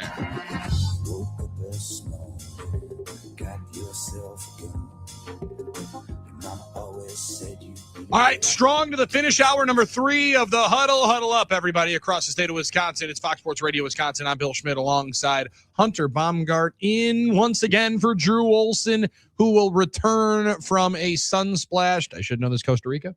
No. Mexico, I think. Mexico. He was in Mexico, yeah. Oh, one of those. Yes, he's in Mexico. I apologize. Costa Rica is the next trip. Pardon me. That we go Is on. it? Yes, I believe that. But we talk about all of them. Talk about all the excitement. Listen, it's a great time to go out and enjoy some much deserved and earned time off. And Hunter Baumgart, his work is just beginning. Because Milwaukee Brewers baseball begins tomorrow. Yes. First televised game coming up on Sunday. Now, this is not technically, Hunter, correct me if I'm wrong. Armen Sarian's here as well. I apologize. Nogging it out one more time. You're good. I am so proud of you for making it all the way. Thank you. I appreciate Now, that. don't rest on your laurels No. because we're not done yet. No, we're not. One more hour. Not like just like the hockey team can't think that the job is finished yet. That's We right. still got 2 games to go. We're not even in the gold medal one yet, but we can't rest. We're getting close. But this will not be a full Brewers TV production that we get to see coming up on Sunday, if I'm mistaken. Right. This will be an opposing team's video and call that we will get access to, but we will get to see players playing baseball in Brewers uniforms on television on Sunday. Right. If you remember also on FanDuel, Bally, Fox, they would have the other teams broadcast during spring training games. Sometimes it'd be the Brewers broadcast team, sometimes it'd be the other one, so they kind of switch off. So Sunday they play the White Sox. You'll see the White Sox broadcast team. Monday they'll play the Padres. You'll see the Padres broadcast team, and then the first one involving the Brewers broadcast team, which will be BA, or which will be whoever is calling that game, I guess. Will be February 28th, a week from tomorrow against the Reds. So, yeah, this is going to be basically 8 games will be streamed on Brewers TV, which is free with a valid MLB.com account in the MLB app. And you don't have to, from what again I read, you don't even have to put your credit card in yet. I believe that's the free case. trial, or Correct. to get these spring training free ones. To get the spring training free ones, and then obviously you'd have to pay the Brewers TV subscription for the season, which is $99.99. But then 8 additional games will be just live streamed at Brewers.com. They've done that in years past where they just do the online stream, which is kind of cool, just a different way to do it. So there's going to be 8 and 8. So that's 16 games. That's a significant amount of the schedule. Probably half, like if not right half, about there, almost half. And you also get certain amounts that are just on the radio call. So there'll be a lot of access to Brewers games over the next month, but they'll start playing the greatest striptease games of all time. Like you think NFL preseason is, but now it's not even a tease, right? Because now you fully know what you're going to see. And it is very much not the pro football that you're generally watching. Like the lack of players and any significant players. You will get a little taste of those guys. You'll get a number of Christian Yelich at bats, but you better see the first or the second one because there probably won't be a third, right? Like in those games that they are in, for sure. There'll start being a little bit of a blend in. But I'm interested, Hunter, if there will be a lot more of the stars playing early, the headline players, frontline players playing earlier, because they are going to get ready for the WBC. I think so. I think Joey and Bryce, you'll see more of them in the first few games, and then they'll go off to their respective camps for the World Baseball Classic. I would think that'll happen probably in less than a week, maybe next Wednesday, Thursday, they head over to their camps for that. So then I would think this weekend and into next week, you'll see more of Ortiz and Turang, and then you'll see more, obviously, when they leave, more of the Jet Williams, more of the David Hamilton, more of the Renjifos, more of the, all those guys.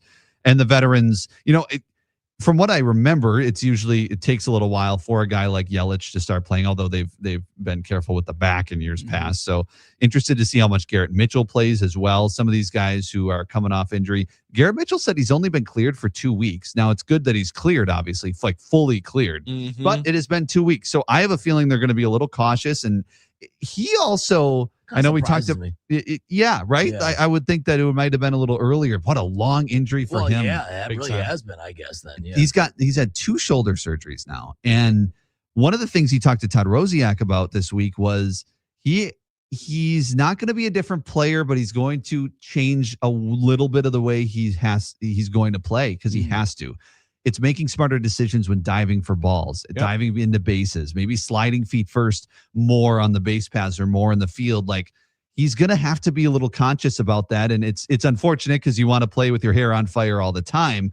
I don't think it's going to be a significant setback for him, but I'm interested to see how he adjusts to that. And if there are any of those plays in the outfield where it's oh boy, oh yeah, okay. And then there's, a little indecision there because there's that one extra second that goes through your mind of, I've had 2 shoulder surgeries and I don't want to do that again. So I do wonder how much that changes, and if that changes him defensively, offensively. I think he can still be very productive, but I think it's something to keep an eye on. I thought the same thing, Hunter, and not like, again, it's not that I have much understanding as to how on earth it would go through your mind or how quickly it can, but I just can't imagine adding thought. Right. Adding necessary thought in a sport where you're going to have to make such rash decisions. I don't know that helps you. However, like it's probably so much more in the planning. And once the lights come on, I think it's going to be difficult in all reality to change how you've always played the game. Like, so maybe it does. Maybe it is a conscious thing and you start noticing differences in his play style. But I mean, again, I don't think you're going to notice much. This might sound harsh, but I don't know that we've seen enough of him to fully understand and know all of his play style. He might know a lot more of those. Like, it'll be a lot more of a conscious thing or subconscious. So you will, yeah. I've understood like where I'm starting to make potential concessions, and I think that'll be interesting to follow up with him throughout the year with. For sure. And you look at his Jack Stern pointed this out yesterday, who's there down in spring training for Brewer Fanatic right now. His batting stance is different. He actually has his hands higher than they were in his final game last year, which was obviously very early in the year. But you've seen a little bit of adjustment in that. What that has to do with, I'm sure someone will ask him. Maybe we'll get that information here soon. But you've seen, a little bit of adjustments. Everybody has a little bit, right? When you come into spring training and trying to tweak some things. So that's one of them that we've already seen with Mitchell. You feel bad for a guy that has to go through all those difficulties in your career. Now, first off, handsome son of a gun. That dude looks like Bradley Cooper these days. God, Man. he looked cool yesterday. Yeah. Like when he's sitting there talking. That's why he just has the star power. Like I think he could be the matinee idol. There's no doubt about it. And that's why it's frustrating. Obviously, it's the talent. I mean, he's had so much talent, so much potential. It's frustrating to see him struggle with the injuries and stuff. And the other thing I think about when you talk about how changing your game, you don't want to have to take away from the real heart of what you do. You don't want to have to start thinking about things out there in the field. Totally. If his talent, his superpower, his natural ability was tied up in some of those things, I guess you worry about that still. But he needs time. He needs time to play, to stay healthy, to play for a while, to see what he can do. Not just for 2 weeks at a stretch and for 3. He needs to be that's why I want him to be the everyday guy. Right. He needs time to be entrenched at a position, staying healthy and playing for a while. That's the biggest thing for him right now. Do you think that there's a possibility that he's the everyday guy out there? Or like, do you think that there's a hard job for him to fully earn that many reps out there? Because you also are playing Blake Perkins off the spot, right? You are. So I think, yeah, I mean, maybe it depends on how spring goes. I would like it. I think it's going to be, I don't know. Like there's been times where he's played less than we think when he's been healthy. And that's a really good point. And that's where I'm starting to think of. There's a lot more. Why isn't Garrett Mitchell in this lineup? Like we've asked that question before. Just rolls for a 2-for-4 day off of a 1-for-5 with a bomb, and all of a sudden you're sitting like, okay, maybe that's just the cooler Craig Counsell at work. But I think you've seen it more times than not. You're right. Just the day in and day out in the lineup, and maybe that's something of where you are trying to protect him from himself a little bit. But at some point you do need to know what the player and what the asset is. And like there's got to be some kind of let him run and see what he can do vibe to it. Yeah, I think there's going to be some easing into it a little, kind of like Yelich we saw a little bit last year or whenever, these guys need to be eased into it. But you also have, that's what spring training is for. So I hope that Garrett Mitchell plays, a significant amount and regularly into the season, but I just will have to see it to believe it. Kind of. Yeah, I think many Brewers fans are at that spot too, especially with the not just because the injury, just because because number one, I mean, because Blake Burkins is a good baseball player, he's really good defensively, and we all know how much Pat Murphy likes him, and the organization as a whole. So we'll see what Akil Baddoo, how much playing time he gets as well. Sweetest names in ball, right, exactly. Cool, so. Coming especially over from when Brooke Shambi says it in MLB The Show. Oh, Badoo. Like, it just sounds good. It just sounds good. I'm excited to be able to see and hear that in a Brewers uniform. But, Eric hits us up on the talking text line. I'm just worried about Garrett Mitchell this year. If he has another injury, we just need to start a public career search for him. Yeah, you might have to, as the old NCAA commercial said, time to go pro in something other than sports. I think Garrett Mitchell is still a little ways away from that because the potential will always be there and will get him an opportunity. But yeah, it is. No one was breaking news to Garrett Mitchell when he spoke yesterday. He knows it more than anybody. This is the year for his career, right? Like this is a career turning time for him. And I personally hope the best for him. And again, you're right, Hunter, he's got the star power. Now, maybe again, it's just the kid's so handsome. It's just so unfair. My man just chilling there in front of the mic. You said it online. He looked like Bradley Cooper. He's morphing into Looked Bradley like Cooper. a movie star. Talks like Braun a little bit. Like it's in there. He's got 2 more years of control after this year, so he's under control through 2028. But as that beard, he's growing the beard in more. Yeah. So let me ask you a maybe really dumb sports question, and maybe I'm like Brad Pitt in Moneyball, where I'm asking Ron Washington, how hard is it to play first base? It's not that hard. It's incredibly hard. Would one of these guys go over and play first base? Like if Andrew Vaughn does not continue to stay in Milwaukee, right? Like now that is a little bit of a wrench into the plan. Brewers having a first baseman that they had last year. That's a brand new type of thing. Wow. And I don't think it's just if he stays entrenched there, like, he has to stay effective there. That's the next question, right? Yeah. Because I'm listening to Bryce Harper the last couple of days. He was on with the Bustin' with the Boys guys. And he famously made a move from, now he was started as a catcher. And when he was on Sports Illustrated as a 16-year-old. 16-year-old quitting high school to go play college baseball and use a wood bat. He's like, prodigy, I'm gonna be a stud. Yeah. And kind of is. And then go to the outfield. And now, Bryce Harper, rather sure of himself, was like, people questioned if I could play first base. When I'm in my negotiations, I told teams I can play first base. They're like, can you really play first base? He goes, and now I'm top 3 in Gold Glove every year. Like, shocking how that happens. Like, I do wonder if there is a possibility we always talk about Yelich. I feel like that's always the easiest name to it. If he was going to do it by now, I think he would have. Yeah, I don't think he's tall, though. I mean, it would kind of make sense. Tall, it would make sense. I feel like we've been talking about it for 4 years. It just seems like we've been talking about it forever. Yeah. Now, listen, you're not doing Jackson Churio's 21 years old. He's not moving. Right. Sal Frelick's a Gold Glover. They're trying to move him to third base. He ain't playing first base at 5'8". But like, would there be a possibility that one of these guys could make a move of a position that we're not thinking of? Because it does still feel like, as much as we're noticing this log jam of young players on the left side, and Renjifo might be a little bit more of a stopgap, and some pressure's on Joey Ortiz. Is there anybody else giving some pressure to Andrew Vaughn? Because like Armen said, you do still need to produce there, even though the King Vaughn shirts are exciting. I mean, Bowers is forgot about it. Jake Bowers is a significant factor here, I think. And I think people like him. I think I love him in the role that he's been in because he's really good off the bench and he can come in any situation and be ready. I feel like in the playoffs he was huge last year. Sure did in that Cup series. Yeah, totally. Absolutely. Home run at Wrigley. I think, yes. So I do think there's going to be some platooning there. I don't think Vaughn is, 6 out of 7 days. I think it's, if there's a righty on the mound, Jake Bauers might just be in that lineup. So and obviously Vaughn will, if he tears the cover off the ball, or if Jake Bauers tears the cover off the ball, one of them will get maybe more playing time against those other sides of the pitchers, so to speak. But I do think that puts some pressure on Andrew Vaughn, which could be good and push him to be even better. But I do think that is going to be not necessarily even. I would say Vaughn will probably play a little more, but Jake Bauers is going to be a factor at first. Now, Jake Bauers has the incredible ability to, whenever the pressure is on, and whenever you're really wondering when they're going to get somebody else and potentially send him down. Talking about to rip 3 bombs in 4 days. Yeah, he does. Whenever the Brewers actually, whenever he needs it the most for his career, he always has a big stretch.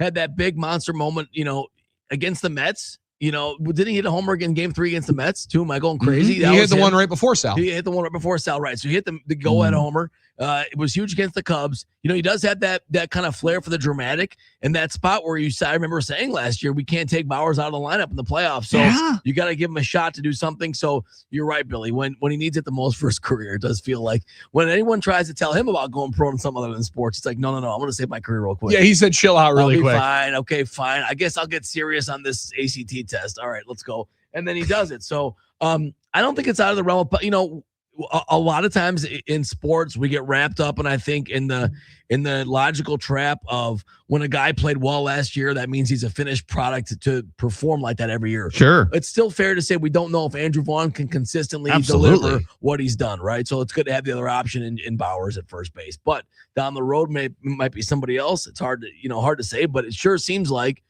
especially when you start playing fantasy baseball and you think of all the great guys the Brewers have coming up in the minor league ranks, abilities, guys that's like, oh, maybe one of these guys, we put him at first base and we can have this super team. Like that's how you always think of it, right? My buddy plays this baseball simulator computer game. Again, I got some really cool friends. Oh yeah. I knew those games were big like 10, 20 years ago. People were still playing those. Apparently they're way better now. Like because of the advancements in AI and apparently it's pretty solid. I remember I had a buddy love that stuff. Yeah. My man's moved 4 different guys into positions. So I'm interested to see. He said William Contreras' first base run was pretty spectacular. I don't know. We get to see it in Milwaukee, but I do wonder if that's a spot because we look at so many different players. Fisher, Wilkin, both are over at third base. If both of those guys hit, only one can hit over at third base. So maybe one would bump over and maybe that's a future us conversation to have. But for the competitive window of this year, they got a lot of bats that you want to get in the lineup in that outfield. It'll be interesting to see how they're able to do it on a day in and day out basis. As Chris in the Ben says in the text line, first base seems like a decent spot for a guy with shoulder issues who shouldn't be diving for balls in the outfield anymore. That was why the name came. That was why I thought about it. Yeah. If Garrett Mitchell would need to chill himself out on some of those, hey, you're pretty athletic. I think you could pick a baseball pretty well. Right? I think he might be able to backhand stab very, very well. And you want a friendly guy at first base. We remember Sean Casey, I think, the mayor. You want a friendly guy at first base that's going to make everyone approachable guy. I think he's that guy for the Brewers. The opposing guys get to first base. They get relaxed a little bit because they're talking to this nice guy, good-looking guy. I'm not going to play as hard now. You made me feel good about myself. You're a friendly guy. There's a little subconscious. I believe in that. And currently, it's a joke, but I kind of believe it. But currently the Brewers have a guy that might make everybody remember their grade school janitor. Yeah, I know. That's true. You do have that. Right? If you put 15 keys on a ring and put it on Andrew Vaughn's pants, when he takes that hat off and the thinning right there in the middle, you're going to tell me that he was not, being able to move out the folding cafeteria tables before the dance in the cafeteria later that night. That's right. God. Gets the Carhartt and Dickies discounts for the pants and stuff like that. Working man. Yeah, they always talk about how the catcher is the future man.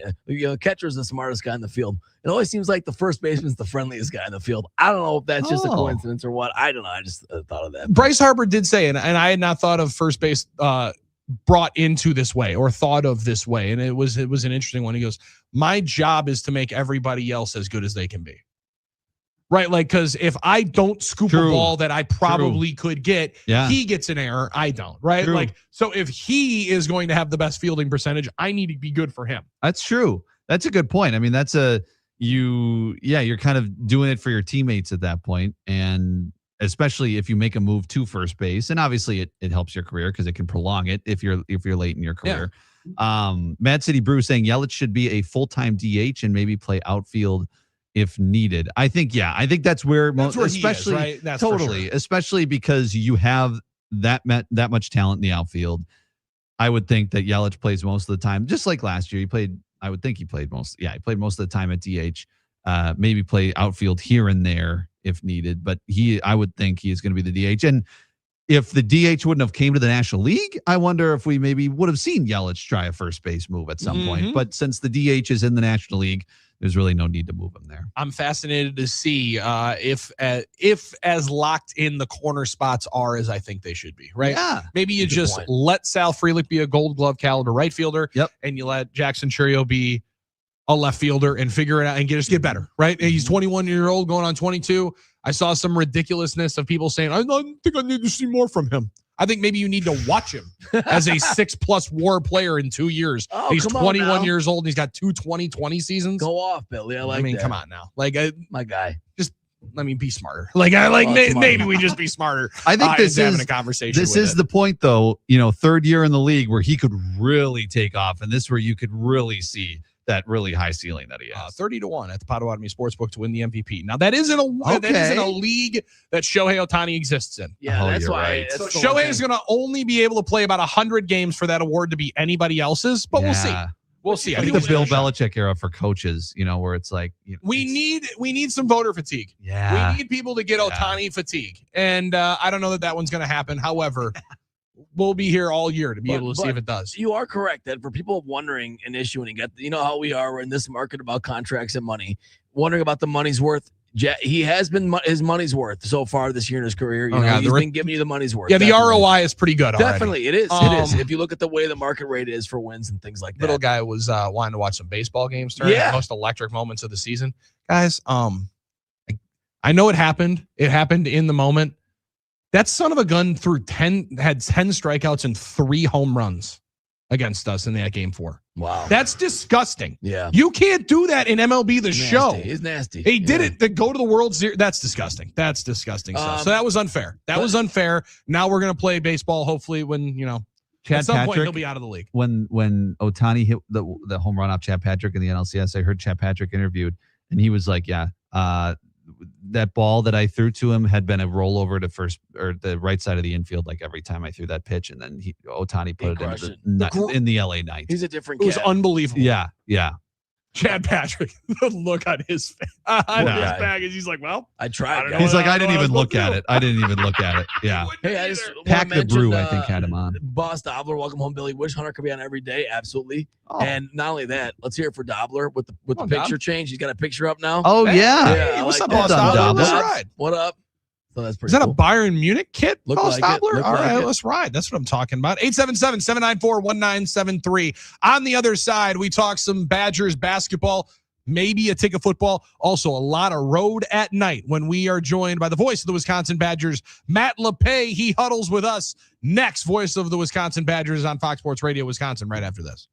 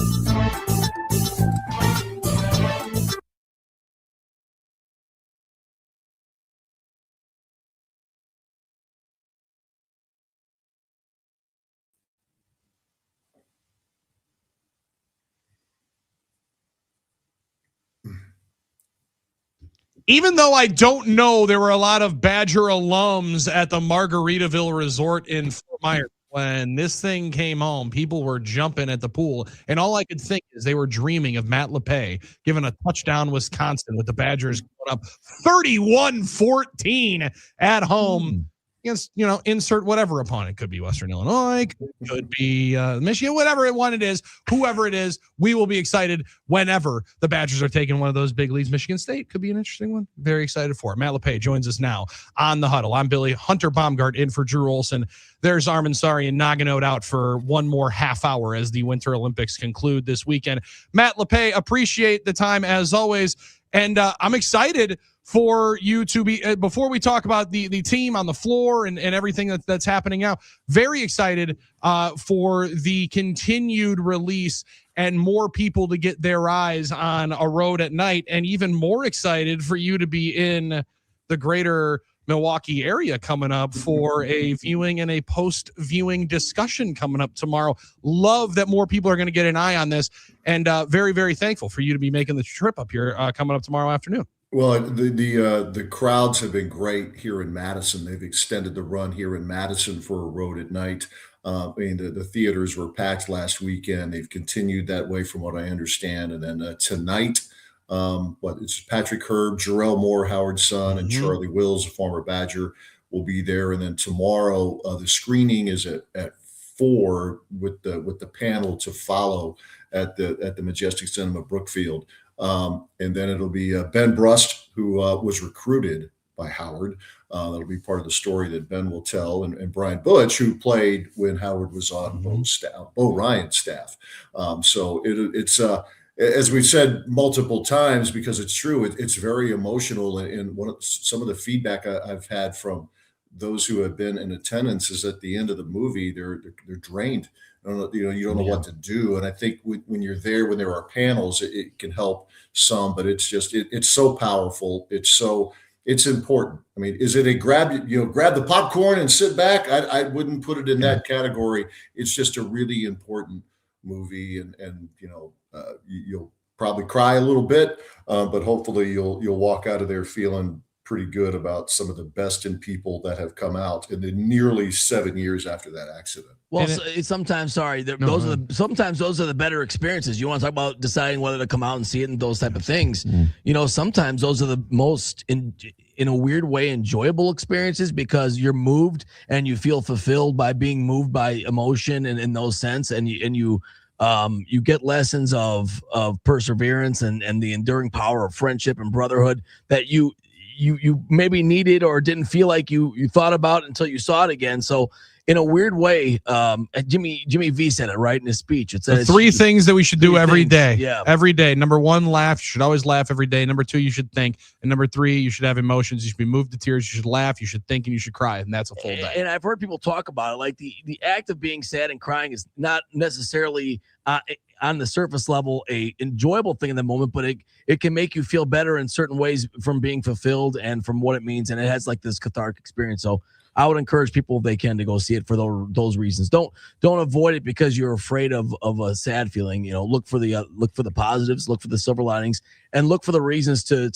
look for a deeper kind of meaning in things like that. So it sounds like this documentary provides all those things. It does. I mean, we all know that we live in a world right now where everybody's mad at everybody. Yes. We can't agree that the sun sets in the west, or that today is Friday. This movie is the opposite of that. This is where you see we've mentioned this before, under the very worst of circumstances, you see people at their best. And you continue to see that to this day with the crowds that have been, in the theaters here in Madison, and what we hope and believe will be over in your area over there at Brookfield. It's one of those, and just to see all the former players and fellow coaches and who have come out, and here in Madison, some of the other teams have been out. The volleyball team came out earlier this week. I think the softball team has been out for meet and greets, but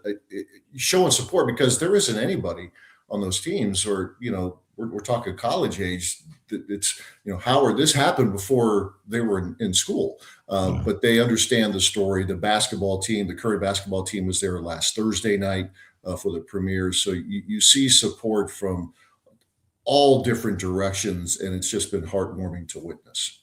We talk about family in sports so much, and it embodies that to a different level, Matt. And I think, like, when I think of team, and you think of the people that mean the most to you, a lot of them are the people that went through stuff with you, and to be able to see, I love that. And I would urge any team, in high school team that would be available. Again, like you mentioned, it's a heavy thing. It is a very, very heavy moment, and it's something that deserves, and frankly, it's appropriate to have discussion after, because if you don't, I don't know that you're fully grabbing and grasping everything that happened.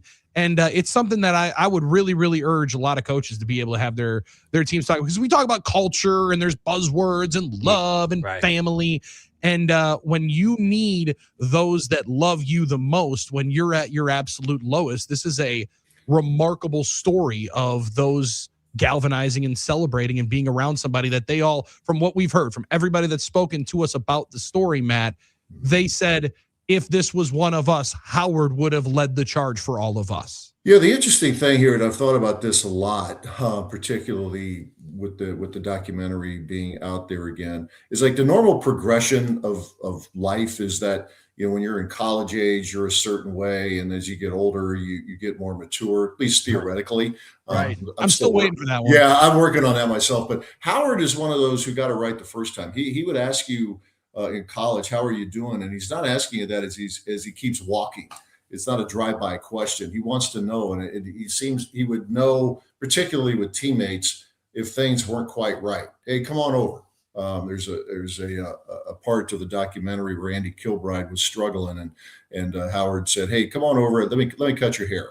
And Andy was saying, "Well, I don't have any hair, but I don't have a lot of hair right now. But come on over anyway," because Howard sensed, you could sense that something is up. And by the way, to see him, and I think I mentioned this last Friday, Howard was there for the reception at the premiere last Thursday, and he was so excited to see everybody.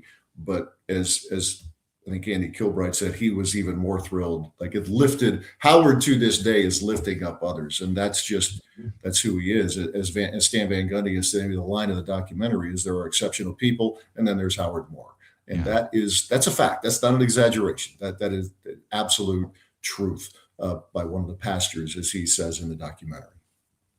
I love it, and to be able to see it, I'm very, very excited that it's coming out this way. And frankly, the more people that go see it, it needs to be in more theaters, and will continue to as more people go to it. So I'm very, very excited to be able to see it now. And listen, the Majestic Theater is a beautiful, beautiful spot. What also is a beautiful spot, the Kohl Center, when it's rocking. Now, I don't know exactly what this Iowa team that comes in on Sunday is, Matt, because all of a sudden, as I watch them get absolutely mollywopped by Purdue, then they go out and beat Nebraska, who, they play the kind of game that they want to. Is this about to be an old school Badger Hawkeye basketball? And when I say old school basketball, and that means like pre-Fran McCaffrey, where that was the most up-tempo team maybe in the Big Ten, and all of a sudden now we're playing Iowa no shot clock basketball, it feels like, with the Hawkeyes coming in here on Sunday. It is a lower possession type of team for sure, and it's going to test the age-old theory in basketball. It's easier to slow a team down than it is to speed a team up. Wisconsin likes to play at a faster tempo. I mean, it's not racehorse, but certainly a faster pace than what we had seen for the longest time. Mm-hmm. And Iowa, it's a lower possession game in the 50s against a really good Nebraska team earlier this week on Tuesday night. But they did have a couple higher scoring games. They had a game at Washington a couple of weeks ago where, it was like 48-42 at the half. And then they hold Washington to 26 points in the second half. They put the clamps on. They are a good defensive team. They have a star in Sturts, Bennett Sturts, who was terrific at Drake last year, and He's a do everything type of player. So there's the star right there, but they have a lot of other pieces. So almost entirely new roster. Ben McCollum's doing a great job there. So, and Iowa, you mentioned Iowa's kind of funky. Well, so is Wisconsin. Losing by 30 at Nebraska, being handled by Purdue, being handled by BYU, and quite honestly, being handled on Tuesday night at Ohio State. And yet there's 3 top 10 wins on the resume as well. So it's huge. It's a really intriguing matchup, not just in terms of style, but both teams, when they've looked good, like, ooh, look at these guys. And then, for Wisconsin, there was Tuesday night when it was the opposite. Yeah, it was the old Ted. I remember the old Ted Davis line about the 2018 or 19 Bucks when they were young and exciting, but coming up and playing well and play. It was they're really good until they're not, and they're really bad until they're great. And that's just the way they would. They would vacillate back and forth. The Badgers had been more consistent, obviously, before Ohio State, but you're right. Both of their profiles are similar in that they're kind of in that same economy, probably that 7-8 seed right now, where you have great wins and you have some losses that make you look towards. So I think when you do face teams like that, it tells you a lot about yourself, and it tells the committee about yourself a lot. So that's what could make this a big opportunity here for the Badgers on Sunday. Billy, the Badgers are going to be interesting for you as you survey investments in March Madness, because Wisconsin looks to be a team that could make a really deep run, or not. Or exit really early.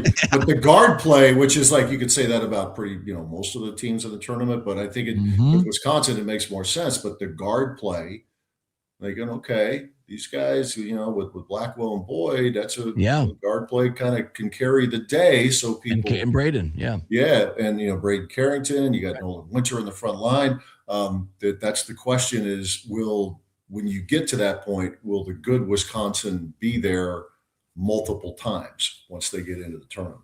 Well, it's funny you mentioned that, Matt Lepay, because crazily so. I know you're stunned by this development. I did research that a little bit while I was in a state in which investments on the local team are allowed. That in the state of Florida, on an app that is not nearly as good as the one that the Potawatomi Sportsbook's about to put out. Come on, big vote today. Big vote today in Madison. Big vote today in Madison on sports gaming around the state of Wisconsin. More on that coming up. But 30-1 to make the Final Four after the loss on Tuesday night, Matt. So there was a spot for certain individuals that checked it, and it was 20-1 before the game that did end up waiting until Wednesday morning to be able to make the investment. I think it's a fascinating one because, again, when you're talking about being able to play the best teams, they've played up tall of the competition. And as much as people like to say, well, they played down to the competition, I think you hit it on the head. It's more about you than a lot of times people will always make it that they're playing towards the opponent. Well, they just might be a little bit up and down, a little bit streaky. But if you have 52% in you, like Ohio State did from 3, and we've seen the Badgers have from 3, you know that you're going to be able to probably play with just about anybody. Yeah, that was the Tuesday night game. Ohio State really needed to win it. It was pretty close to a desperate kind of game for the Buckeyes, and they had a couple of guys who couldn't hit water from a boat until they did. Devin Royal was 0 for 15 from 3 over the last half dozen games, and then bang, bang, bang, he's knocking down shots. Amari Bynum, who's a very athletic, very gifted player, but 3-point shooting isn't really part of the resume.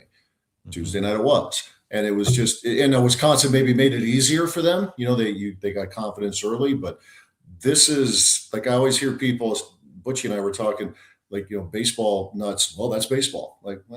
Because that's sports. That's this happens. It's not just a baseball thing. It happens everywhere. You just have teams. Hot guys got cold. Cold guys got hot. Ohio State's a decent team. I don't think it's a great team, but it's good. Was really good, and they got help from sources in ways that they just don't get most of the time.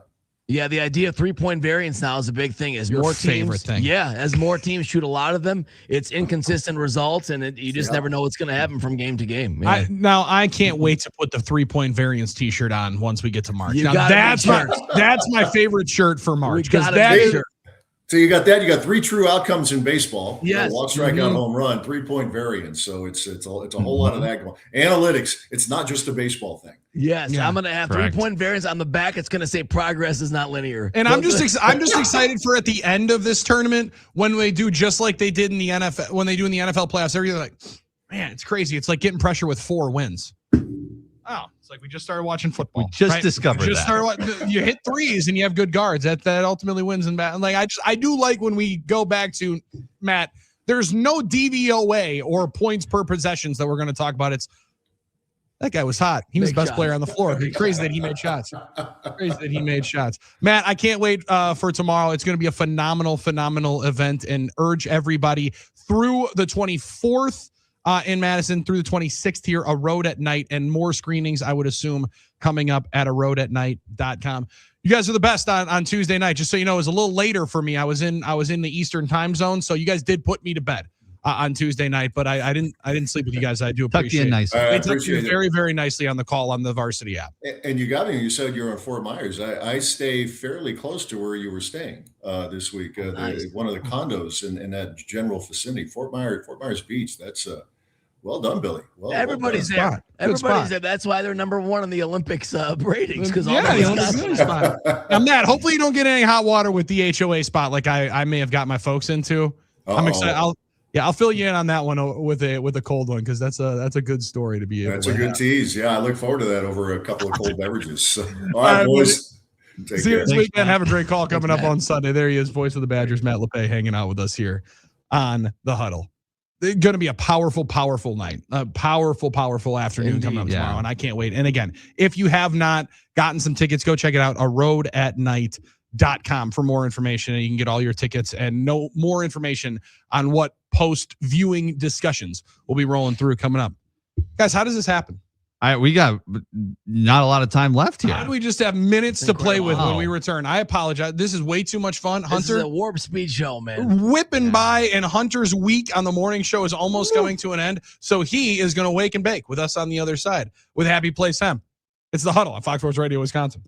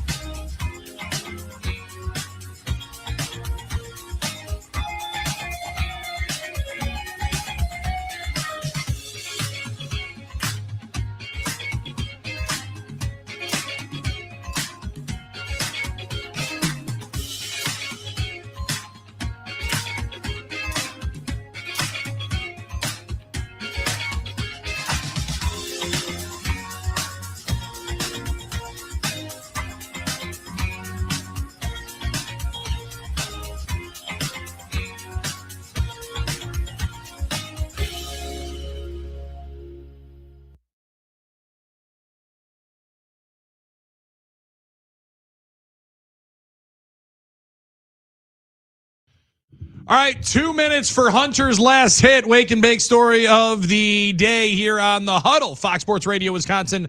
Just swiped that take from Armen. I apologize for stealing your it's stolen.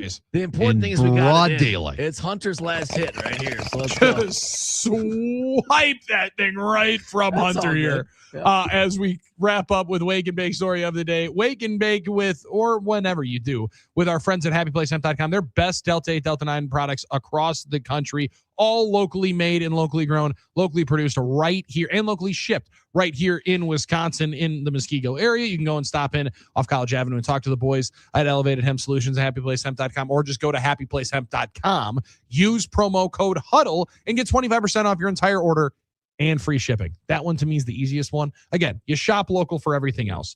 Why would you not do it for your hemp related products? Sounds like a great reason to, and sounds like a great time to be able to do it. Guys, right now, this is the story. This is the news, and this is what we will be following outside of just all the hockey that's happening later on today. A bipartisan bill to legalize online sports betting in Wisconsin sailed through the assembly in what was likely the chamber's final day of session on Thursday, though its future beyond Thursday's vote is unclear. The bill passed on a voice vote with a handful of objections. Lawmakers did not debate the proposal on the floor. Originally scheduled for a vote in November, the proposal stalled after some Republicans raised concerns over the constitutionality, did I pronounce that correctly, of the grill, allowing an unfair monopoly. But it continues to move through. It continues to get closer and closer, and we are this close, folks, this close to having potentially legal online sports wagering in the state of Wisconsin. We're getting close. Yes. We're getting close. But we can't count our chickens just yet, as Marshawn Lynch would say. We got to protect ourselves, protect our chickens. Hunter, we can't thank you enough for waking up with us this early, dude. It's been phenomenal. Thank you, guys. All year Been long. fun. You've been great. It's been the Huddle on Fox Sports Radio, Wisconsin.